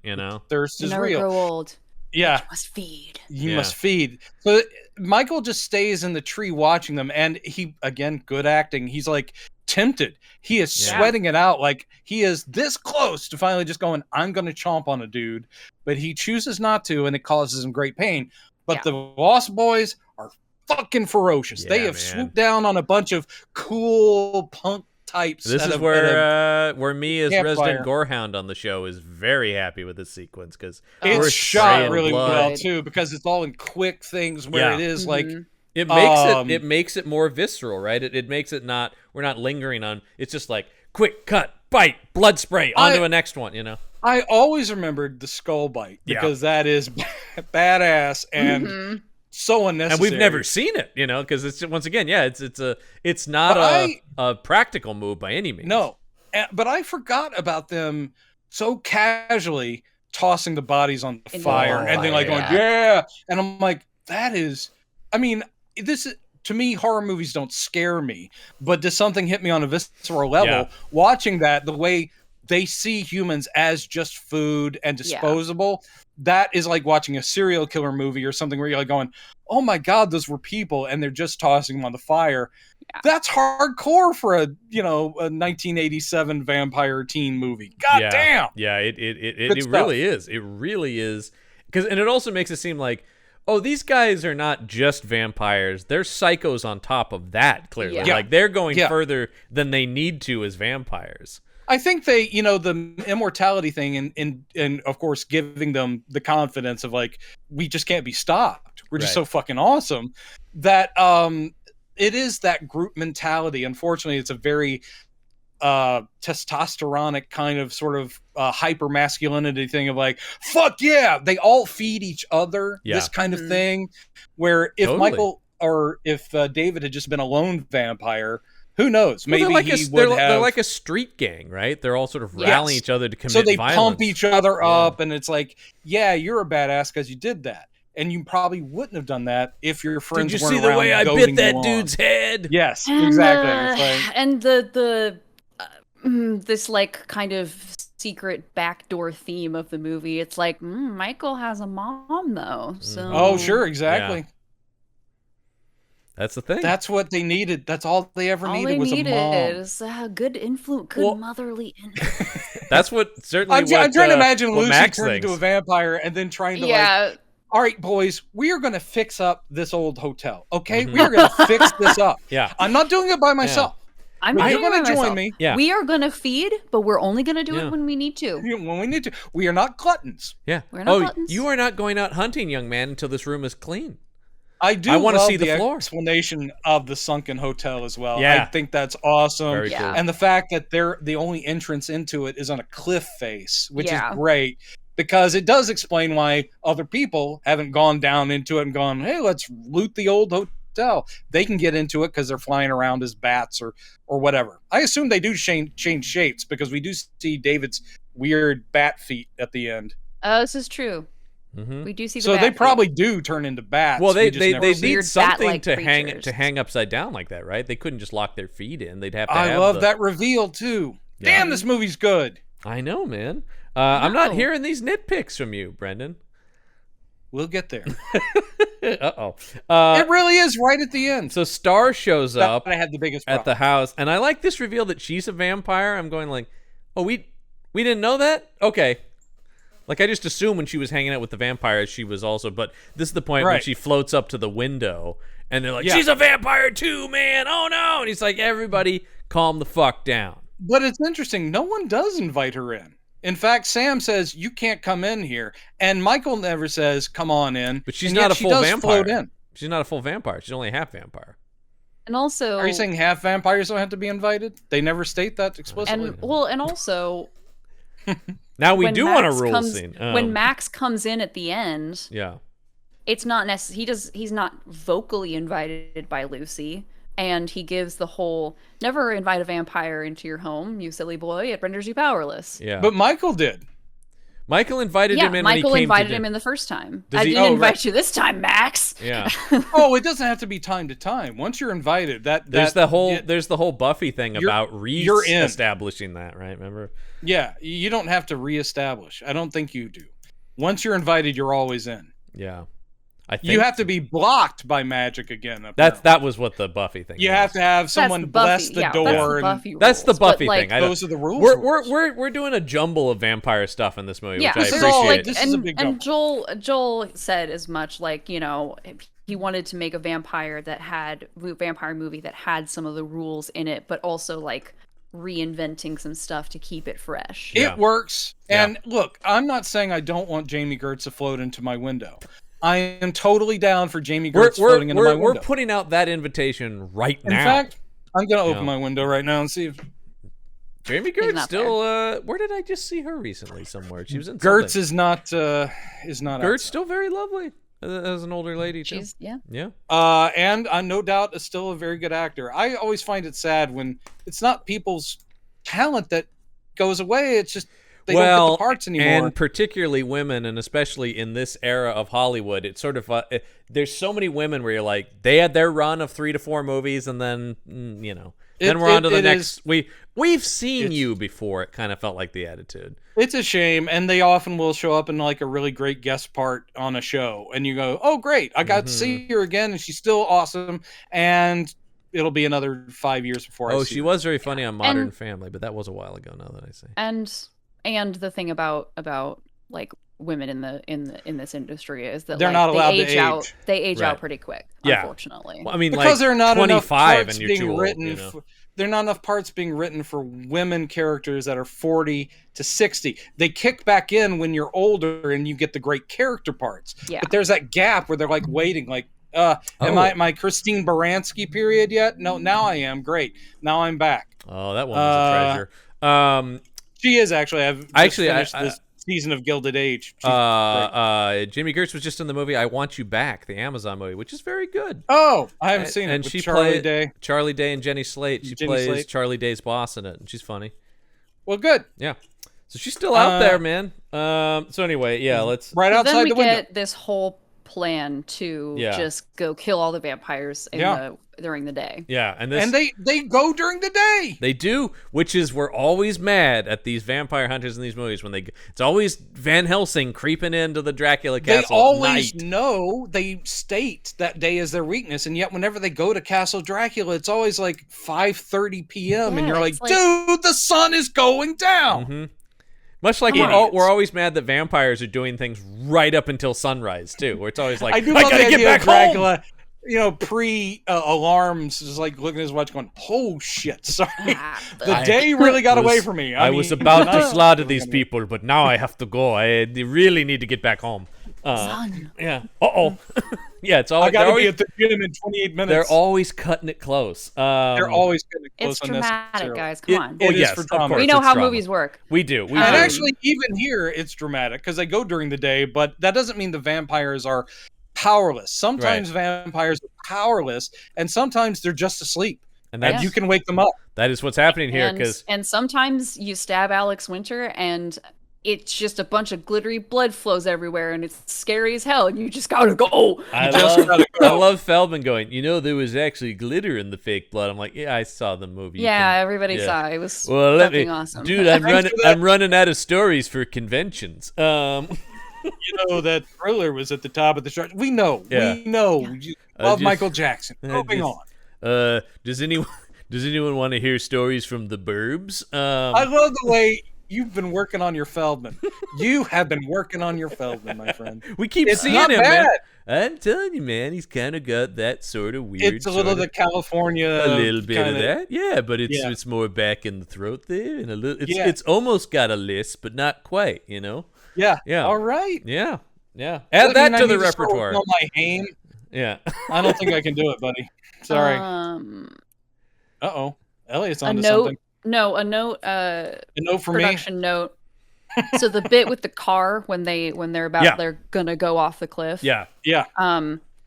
So Corey Haim and Corey Feldman really they thought that they were gonna do that stunt. Hey man. And apparently stopped talking to Joel Schumacher for a couple weeks when they found out that they weren't going to be able to. What the fuck, Schumacher? Come on! They were I think I don't remember which Corey it was, but one of them was like, the only reason I did this movie was because I was going to get to do the car stuff. Did they think as 13-year-olds they were going to be allowed? What are you talking about? Well, they don't yet have a license to drive, so. One of their absolute classic vehicles. Which lovely young actress isn't licensed to drive? Oh, that's a good question. Because there were a few. The Corey movies. This is the first pairing of them, and I know that Dream a Little Dream was Amy Dolan's. I believe that's correct. But licensed to drive is it Terry Polo? Ooh, that sounds right. Dream a Little Dream. Oh no, No, I just, Dreamville's Dream sorry. is Amy Dolenz. License Yeah, to Drive. License to Drive. Was that okay? That was before that. License. Who is to it? It's loading. Heather Graham. Young Heather Graham. That's right. Young Heather Graham in License to Drive. Man, And we can drive her anywhere, man. Corey's I think one of the things, and God, I've read. Young Heather Graham really got attacked by the '80s with her style here in these pictures. I'm seeing. Huge hair. Huge hair. Gigantic hair.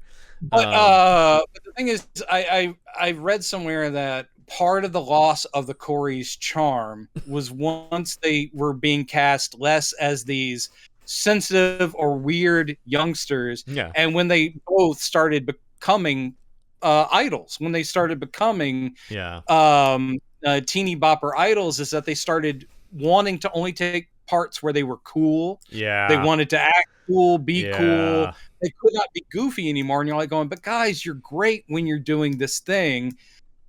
And they started turning down scripts where they were anything other than, we're the awesome kids that end up with the hot chicks. And you're like, okay. Yeah, I don't really want that. Yeah. Especially you, Feldman.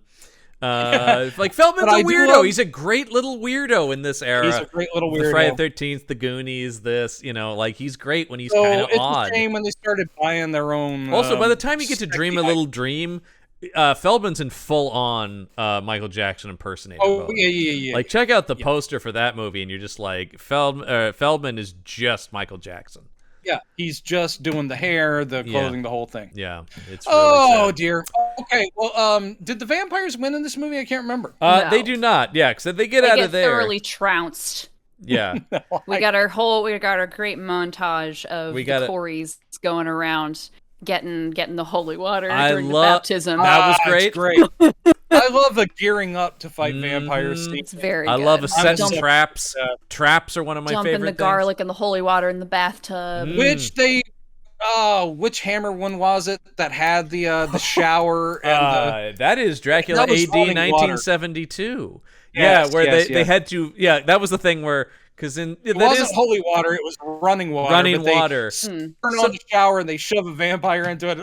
And he's stuck there. It doesn't get out. It doesn't. There's also work. a sun window, like a whatever. They because he's stuck there from the water. Then they open up the window so the sun is burning him. And he gets it really bad. It was but it was so clumsy how they got him into. Like they have to really work to make sure this guy can get this guy in the shower. And you're like. But this is also equally clumsy because they do a great twist and then they twist it again. Because first the vampire goes in and he's like going, it's a tub full of water with garlic in it. And he goes, you idiots, garlic doesn't work. And they're like going, yeah, but holy water does. And they splash the water up into his face. It's like, ah! But it's still not enough to really off him. He's burning. Yeah. And then, of course, he comes at them and they start freaking out. Yeah. And then they are saved. By Nanook doing some dog parkour. Yeah. He really does. It is awesome dog work. Nanook, you're my hero. This dog's an action hero, man. He knocks the vampire full body into the tub. I love it, man. Which becomes bubbling and the guy is melting and now all the plumbing goes nuts. Blood spewing out of everything. I don't know why that would happen, but I love that it does. Sure. This whole sequence of them wiping out the vampires in the house is very, because they're going over the top. This is where it feels the most like Poltergeist, which is also a movie from this period where it's like, dude, we can't be subtle. And especially once the pipes are going, I'm thinking Evil Dead 2 a little bit. Just everything seeping blood and pouring out of the walls. And one of the vampires has singled out Sam, so it's Sam versus one of the other vampires, and he comes Billy Wirth is that one. Billy Wirth is that guy. That's the brunette guy, right? Yeah. Because the blonde dude's in the tub. Yeah. And you got Sam with a bow and arrow. It would be nice if they had shown him with a bow and arrow earlier in the movie or whatever, but suddenly he's got a bow and arrow. And he shoots a guy, goes, ah! And he backs up and goes, you missed, sucker. He goes, you missed, because he hit him, but he didn't hit him in the heart. And he goes, I only missed once. He does it again, gets him in the heart. Badass, man. The wall. It's total bad. When he hits the stereo and just starts sparking and exploding. They had to extend some of those scenes because they would get such a big laugh from the audience, like in the test from the deaths, it would that they wouldn't get the joke, the like death by stereo. Yeah. Like they had to extend the moment so that people would get the second bit. Because it does go on. It does go on for a while. You really watch this guy go up. Yeah. No complaints here. I love it. Essentially, they wiped out the Lost Boys, except for, well, we've got David. Yeah, and that's the fight we're in for. Oh, by the way, Brandon, just because I looked at my screen here and Dream a Little Dream was still up on it, Meredith Salinger was the girl in that. I was wrong. Yeah. But Amy Dolenz is in another one of that period. Probably, but it was Meredith Salinger was Dream a Little Dream. Meredith Salinger, who ended up marrying Patton Oswalt. Yeah, the great Patton Oswalt. Amy Dolenz, okay, she's out of control. That's the one. Yes. Amy Dolenz. Dolenz. God. Ooh, she's out of control. There's a movie that doesn't age well. An entire movie about Tony Danza trying to keep his daughter from having sex. Also, Can't Buy Me Love. Not a movie that ages. Yeah. Can't Buy Me Love is problematic teen romance. Oh, yeah. Can't Buy Me Love is problematic, but it is more charming than She's Out of Control. It is. Give them it's that. a better movie. It's more forgivable on that front. Sure, we'll take it. But yeah, the other than Tony Danza going, I gotta stop my daughter from doing it. Yeah. That is actually a verbatim quote from the movie. I gotta stop my daughter from doing it. Angela. Oh, sorry. Does he play Tony in it? Yeah. Where's Alyssa Milano? Yeah. So we get the showdown we've been waiting for. Michael v. David. They take him to court. No matter who wins, we lose. Yeah. Oh, sorry, that's Alien versus Predator. Yeah. They have great vampire fight. I mean, here's the thing: is at this point, Michael is so close to being a full vampire. Yeah. He's got the fangs now, the ones that apparently Jason didn't want.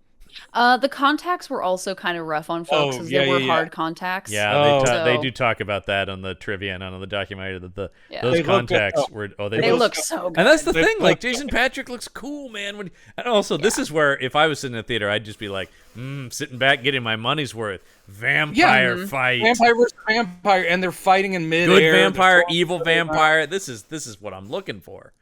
Yeah. And essentially, I mean, they do cheat it. It's not too. This is not great editing. They could have done it once. They do it like twice. Is that Michael's eyes shift over to Grandpa's room with all the horns and the things. And if you did that once, we get it. He has seen that. It's now part of his strategy. Instead, the movie goes, "Sure, you caught that yet?" So they spin around, and Michael once again goes, "Oh. Yeah, there are horns in there." You're like, okay, feels like maybe a test screening note. Maybe so, but anyway, like the stereo, where you just we need a little bit more. While David is mocking him, and also he's mocking him, but he's also still putting in his last bids. He's like going, you want to be one of us. You know that this is the life you need. Look, to man, have. I just had some slots open up on my Lost Boys team. Like, we are really wanting for members right now. If you know anyone else who's interested. Yeah. Oh, we'll take your brother. The Lost Boy? That's not cool. We'll even take the frogs, and that hurts me to say. But we're desperate. So they're doing that's how desperate we are. We'll take Feldman. I'll take Feldman. I'm a vampire, man. So essentially, all it is Michael eventually gets. He's able to do a spin to put David on the other side and slams him into the table, and an antelope horns go through David's chest, and he dies. Oh, yeah, that's up for debate. It is true. I didn't actually think about that, but all the other vampires we see by it in this movie, they do go up in different ways, but they are definitively turned into skeletons or goo or something, or exploded. Yeah. Mm-hmm. And David does just bleed out and sort of lean, like, I'm dead now. Yeah. In fact, they do this close-up that they don't do anywhere. They do a close-up on Kiefer being like, where it's almost like, is he acting? But it's almost like, because I thought, well, that's kind of a very movie death. But then you go well, is David sort of overdoing it to be like, I'm dead now? I don't know. That would have been an interesting place to pick up in the sequel. Here's where we have saved the day, sort of. And the Frog. Oh, we should also mention the Frog Brothers wanted to stake Star and Laddie. Frog Brothers want to stake everybody. But Sam, actually, I think, is the guy who says, no, they're half vampires. Don't do that. And, of course, Star is like, you're not touching the kid, okay? And then they're like, all right, man, all right. But here's the big surprise. David is dead. And everyone, Sam and the Frog Brothers are like, uh-oh, Michael is still a vampire. They're like, I guess he's not the head vampire. Yeah. Well, wait, I don't feel any different. I'm still a vampire. Yeah. Yeah, he's not the head vampire. What happens And next? then Because this is where I Mom always turn comes it off. home from the date and look at the house. Oh, it's so messy. You'd think that some vampires had been killed in there. Yeah. And Diane Weiss is like, what's going on? Where's Michael? I don't want to hear anything until I talk to Michael. Yeah. I do love how right up to the very end, she's totally clueless. She has had the word vampire spoken at her, but she's like, even when Max is like starting to be like, my boys just got out of hand. Oh. She's like, what are you talking about? Edward, what are you people talking about? Edward Herman's glasses take off and like, the Edward Herman turn scene. It's a great speech for him. Yeah. But it's also a masterpiece in how, in one chunk of dialogue, to take your likable, relatable, sweet character and give us the villain speech. Yeah. It's like, it's such a shame. I guess I'm gonna have to kill all. And you're like, oh, but I still want you, Lucy. I haven't changed my mind about that. I haven't changed my mind about that. Yeah. You were my target all along. I want a piece of Weast. Come on. A piece of Weast. That's it. You're done. This was the last episode we did. You did that. No, not a bad T-shirt for our we keep trying to come up with piece of Weast. Could it be a drawing of the Edward vampire Herman? Version of him? Yeah. I want a piece of Weast. Man, that's a T-shirt that 8 people in the world would get. I would be 2 of them. Yeah. Elliot will buy one. We'll be talking to you about that later. I need to figure about this math. But anyway, so this is great. And then suddenly he's got full vampire head, and it's frightening. It is. And he is the lighting on him is really great. Yes. And he's full on master vampire, which again means the fight's not over because he's throwing Michael around. Well, and he's throwing everybody around. Everyone takes a shot at him. The Frog Brothers go at him. Michael goes at him. Star goes at him. Yes. And then Sam. And then he's like, he's just too powerful. Lucy, come on. Let's just. And then the strangest thing happens. Oh my God. No, this is the best. All right. 2 things have been set up earlier in the movie. One is Grandpa has his truck, and his truck has plays La Cucaracha on the horn in a delightful, badly way. And weirdly, when I moved to LA, there was a local ice cream truck that went around my neighborhood in LA that had a warbly La Cucaracha the same way. Like, because it would wobble and not do it well, and it would kind of at the end of it. And I was like going, oh God, it's Grandpa. It's Grandpa. He's selling ice cream. So he's got the truck that has the horn. We also saw him putting huge stakes into the ground of his estate. Yeah. And the second you see that, you're going like... building a new fence. But the second you see those and how much they come to a point, you're like, oh, they better kill a vampire with one of those. So at the end of the movie, we have Edward Herman. We have Max. Edward Herman. He is grabbing the great French actor. He's grabbing Lucy. They all turn when they hear that horn just because it's so weird. Yeah. Why would I be hearing this? Of course. And apparently what Grandpa has done is rapidly back the truck up against his own porch, which forces the wooden stakes in the back of his truck to blast forward through his windows, through the front of his house. Yeah, man. Michael, still with some vampire speed, is able to rescue his mother, knock her to the ground so she's out of the way, and one of the giant ass wooden stakes impales Max into the fireplace, and he goes, oh, this dude explodes like nobody's business. He explodes like amazing. And we see the Frog Brothers putting on their goggles right as the explosion happens. Such nerds. I love them, man. I love the Frog Brothers. And now, people, when they're waking up, because the dude exploded, they're all covered in soot, and they're all looking like, what the hell just happened? And Star and Michael look at each other, and they're, other than soot, they're perfectly human and pretty. And Laddie comes down the stairs. And he gets a full-on monologue about all these years I have spent in search of a mother who would care for me. And I thought that was a weird scene. But anyway, so all this happens, and we know that was the head vampire. Everything's good, and then Grandpa comes in, and this is great. Grandpa comes in, just goes to the kitchen, right to the fridge. Right to the fridge. He's also covered in grime. Yep. Not quite sure how it got on him. Pops a root beer. And then what does he say? I'll let you do it, John. Oh, okay. Or Elliott. You want to do it, Elliott? You're the guest. I don't want to steal the spotlight. No. This is one of the best closing lines of the movie. Okay, yes, it is. Yeah. One thing I never could stomach living in Santa Carla. All the damn vampires. It is so great. And then he closes the fridge and fades to black. It is such a great line because it just implies that the old timers, the folks who've lived there, they've known what the problem is. Yeah. Goddamn vampires been ruining this town for years. The nitpicks. Brendan's nitpicks. I need a soundboard cue for that. Brendan's nitpicks. We should talk to Jerry. He could come up with like a little synth line, something. Brendan's nitpicks. Yeah. Anyway, here it is. Okay, is Grandpa able to see through his walls? How does he know what's going on inside of his home to do this?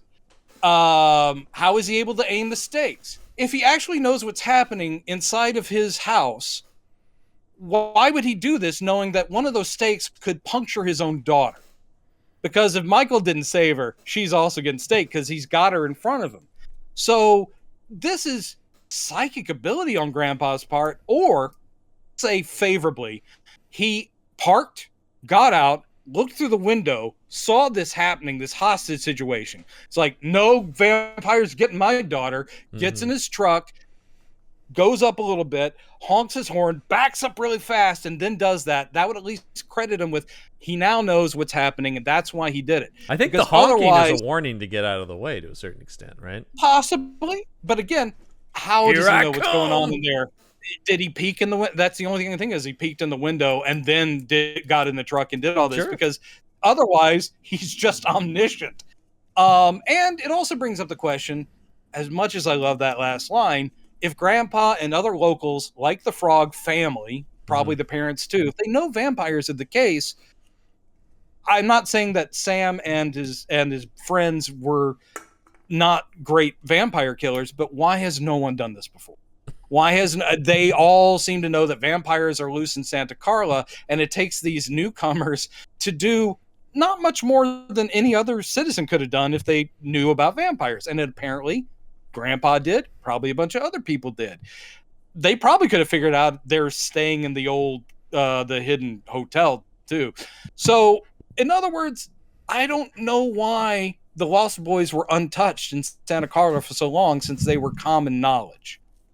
Now, true, they wouldn't know who the head was.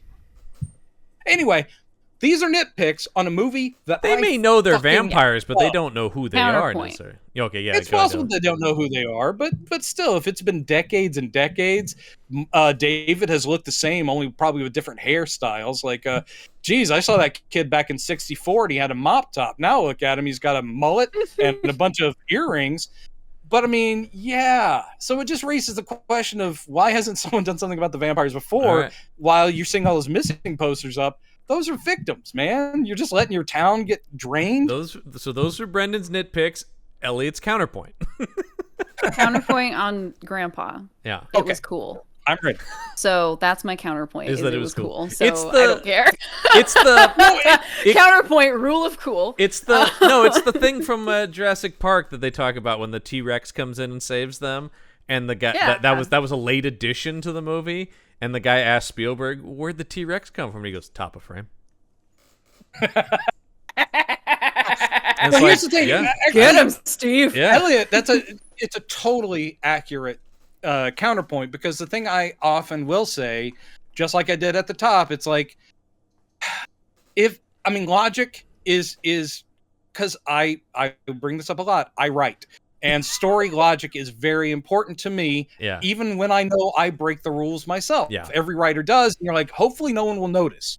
Yeah. In the case of this, it works if no one thought about it. Right. It works if I'm the only guy who nitpicked this, then and I still love the movie. So things can be emotionally satisfying. Yeah. That is satisfying, and that line is the best thing ever.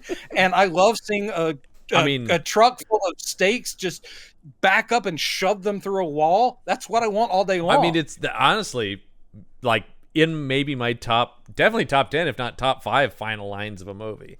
Oh no, I'm in total agreement. It's just that niggles at the back of my mind because I sit there going, wait, I can't escape. What was that word? Niggles? Niggles, yeah. No, you don't hear that tossed around a lot. Again, I'm a writer, and I use obscure words when I can. It just stood out to me, yeah. But it is a niggling thought. Yeah. And it sits there and just says, you are enjoying this. By the way, when you're done enjoying it, we have some thinking to do. Well, and I mean, I'm the same way. It's like from a media analyzing point of view, not from necessarily a writing point of view, but like it's hard for me to shut my brain off and not be like, oh well, let me think about all the the sexist undertones in this movie, about the kind of backdoor theme of like, oh, if you have a mother then you're never going to be a bad person. It's like, oh, Michael's a good boy because he had a mom, and like but also I fucking love this movie. That is true. I think there is when it's done poorly, and there are plenty of movies that will pull the same kind of rabbits out of their hats, but the movie did not support it. The movie wasn't good enough to get away with it. And then you go, that is one of its many sins. This movie is almost sinless in the fact that it's so entertaining, moves so well, delights, relates. I mean, these characters, you love them. You care about them. Even if they don't get a lot of dialogue. Weirdly, you care a little bit about the Lost Boys because it's right there in the title. That's an empty existence for immortality to just hang out and eat Chinese food and kill people on the beach for centuries. Right. So they are desperately kind of sad. At the same time, they are badass and cool, and I would dress like them every day. Exactly. So this movie it gets leeway. It's like, I know, logic says that wouldn't have worked at all. But did it satisfy? It sure did. So I love Grandpa saving the day. Grandpa saving the day, especially because they use him so well throughout the whole thing. They drop him in. So just like the sleight of hand with who the lead vampire is, you don't see Grandpa being the end story hero. In fact, you don't see him for a long time towards the end of the movie.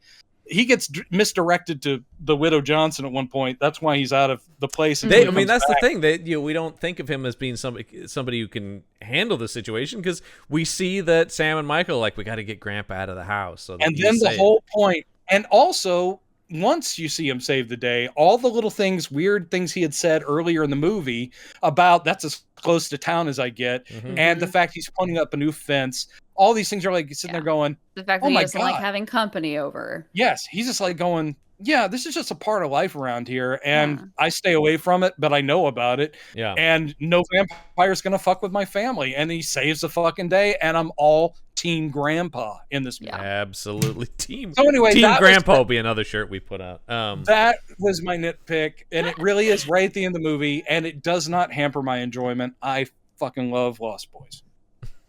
After last week, again, after dealing with the most boring Frankenstein movie we've seen in a long time, The Bride is an unwatchable mess. This was cake. This was pure or delicious pie. Mm-hmm. It really was. Yummy. We can't recommend this enough. When we recommend, it's so incredible. It's so incredible, and maybe you haven't seen it. And even if you know the twist, it's still. Again, I've watched it dozens, hundreds probably of times. And people who have dumped on Schumacher for occasionally, it is true in his career, occasionally been a style over substance guy. Here and there, but this one, like John said, this one's got it all. And also, I feel like Schumacher, if you really look at the career, I think there are more hits than misses. No, it's true. But he has some big misses, obviously. The thing I want, and especially when he died, I remember people being like, "Oh, the Batman guy." I'm like, those were 2 of 30 films he made. And I will say also, Flatliners, a great cast again, and an interesting story. I like but that thing is stylized to 80,000. You're like, why are these cool, very beautiful doctors hanging out with like half of a huge Greek statue that sticks up out of their apartment floor? That dude loves Greek statues, man. Because like, it that's looks fucking sick. Gotham City. And it looks sexy. It looks so sexy. So My 2 thumbs up. Yeah. My one last note about the commentary is that at one point Joel Schumacher is talking about vampires, and his favorite vampire novel is Interview with a Vampire. Makes sense. Course, obviously, like duh. Sexy. Talk about sexy it's and sexy. ornate and yeah. I mean, honestly, the movie that Neil Jordan made, I mean, it bump up the style a bit, and you're in Schumacher territory. Certainly, that cast is gorgeous, though. Holy God, nothing but hunks in there. But he's talking about vampires, and he's like, they're really the sexiest monster. Like, you're talking about Frankenstein, the werewolf, blah, blah, blah. And then he says, Godzilla isn't very kissable. He's not sexy. And I'm like, Godzilla's a rare miss. Kissable. A rare miss on Schumacher's part. That he can't. That's what my friend said. I texted them. I was like, Joel Schumacher just said that Godzilla's not kissable, and they said a rare miss. Yeah, you gotta watch out for those teeth. But other than that, I would French Godzilla. Godzilla's sexy. Yeah, I would go to town on that giant mutated lizard. That is something he said as well in the documentary where he talks about. Oh, good. I wanted to do it because vampires are sexy. Because Frankenstein, not sexy. Not sexy. Well, it does. I mean, we since we've been doing this podcast for almost 18 years now. Yeah, this is one of our longer episodes, but I'm not shocked. After all the vampire films, I mean, and it's not. There have been books and books and books and documentaries and done about it. Vampirism, because of the way it presents. Unless you want to go back to original folkloric vampires, which are hideous. Generally speaking, besides the terrible breath, vampirism, the intimacy of the biting, of the creeping into bedrooms in the middle of the night, all of that, it doesn't matter gender. It's all about just this closeness and sharing of blood. If you're going to exchange of fluids, like that's one of the things that he says as well. Is like, it's sexy. Frankenstein is the philosophical man and God conversation. There's no sex anywhere in it, just despite the creature's loneliness. I don't know. We saw The Bride last week. That movie wanted to be the sexy Frankenstein movie. Jennifer Beals makes for a Jennifer Beals and Sting. Oh my God! I know those are pretty. 1985 Sting. And werewolves are all about the man-beast duality, so that's not sexy either. They will tear someone apart, including the people they love. Sexy, so that's not sexy. I mean, it's interesting because we're down with the sexy werewolf. Elliott, we're gonna get into. Hey, y'all! You guys are I'll be back for Salem's Return to Salem's. I'll be back for Robert Englund plays Freddy Krueger as the Phantom, and I'll be back for Phantom of the Opera 2004. I will be back. I will be back for Hugh Jackman. Hugh Jackman Van Helsing. That's a sexy werewolf. I will give you that. Hugh Jackman Van Helsing werewolf is a sexy werewolf. It's the best a werewolf has ever looked on film, and I will die saying that. I will go to my grave saying that. If I remember the design correctly, because I only saw it the one time in the theaters, was very disappointed with the movie as a whole. But I remember the design being good. I remember it being very CG, and I remember him being too big. There was a thing with a lot of CG. Oh, they were big. To this day, where they're like all CGI giant. Holds up okay. Holds up fucking better than. I watched it fairly recently. It didn't.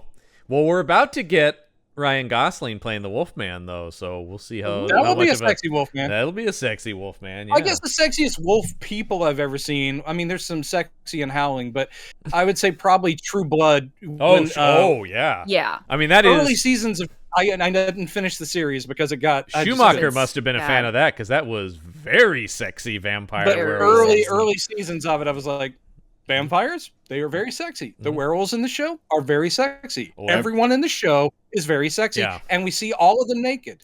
This show is the best on television, and then at one point it wasn't, and I stopped watching. The end. Yeah, that's gonna wrap up our conversation about the Lost Boys. Elliott, what's next week? Next week on the show, we wish Elliott. we talked about the idea of this being a movie about kids and vampires. Next week, we're going to kind of get that movie when we watch 1987's The Monster Squad. Monster Squad! It's Goonies with Universal Monsters. And so on. Elliot, have you never seen it? No. It is light. It is for kids. It really is the Goonies, but starring the Universal Monster. Goonies meet the Universal Monsters, basically. Frankenstein's monster, Wolfman, Mummy, swamp creature. It's there's a gill man in it. It's one of my childhood favorites. It's fun. You'd like it. It's cute. It's very cute. Wolfman's got nards. No, I'm smiling. Yeah, I mean, if it's anything like, fucking Scooby-Doo and Monster School or whatever. Sure. It's actually, it has a flavor of that. It feels very Amblin. It is very Goonies. Amblin, it is a bunch of raucous kids who occasionally use language they shouldn't. Yeah, but it's all still funny kid cursing. I said the iconic Wolfman's got nards line. And Frankenstein's monster becomes their friend, so he turns. He's good. Does have legitimately one of my favorite Draculas, though. Duncan Regehr as Dracula is pretty goddamn good in this movie. Yeah. Anyway, so that I will also join you. I'm sorry I cut you off in thanking Elliot for joining us. You're welcome.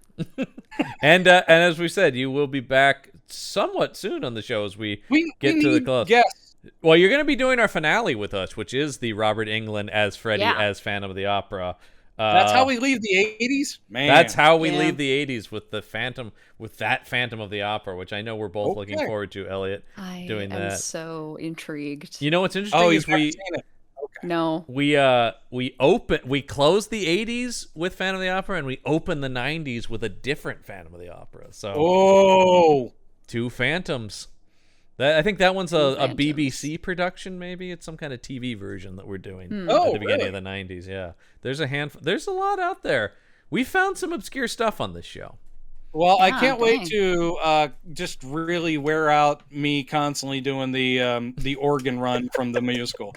I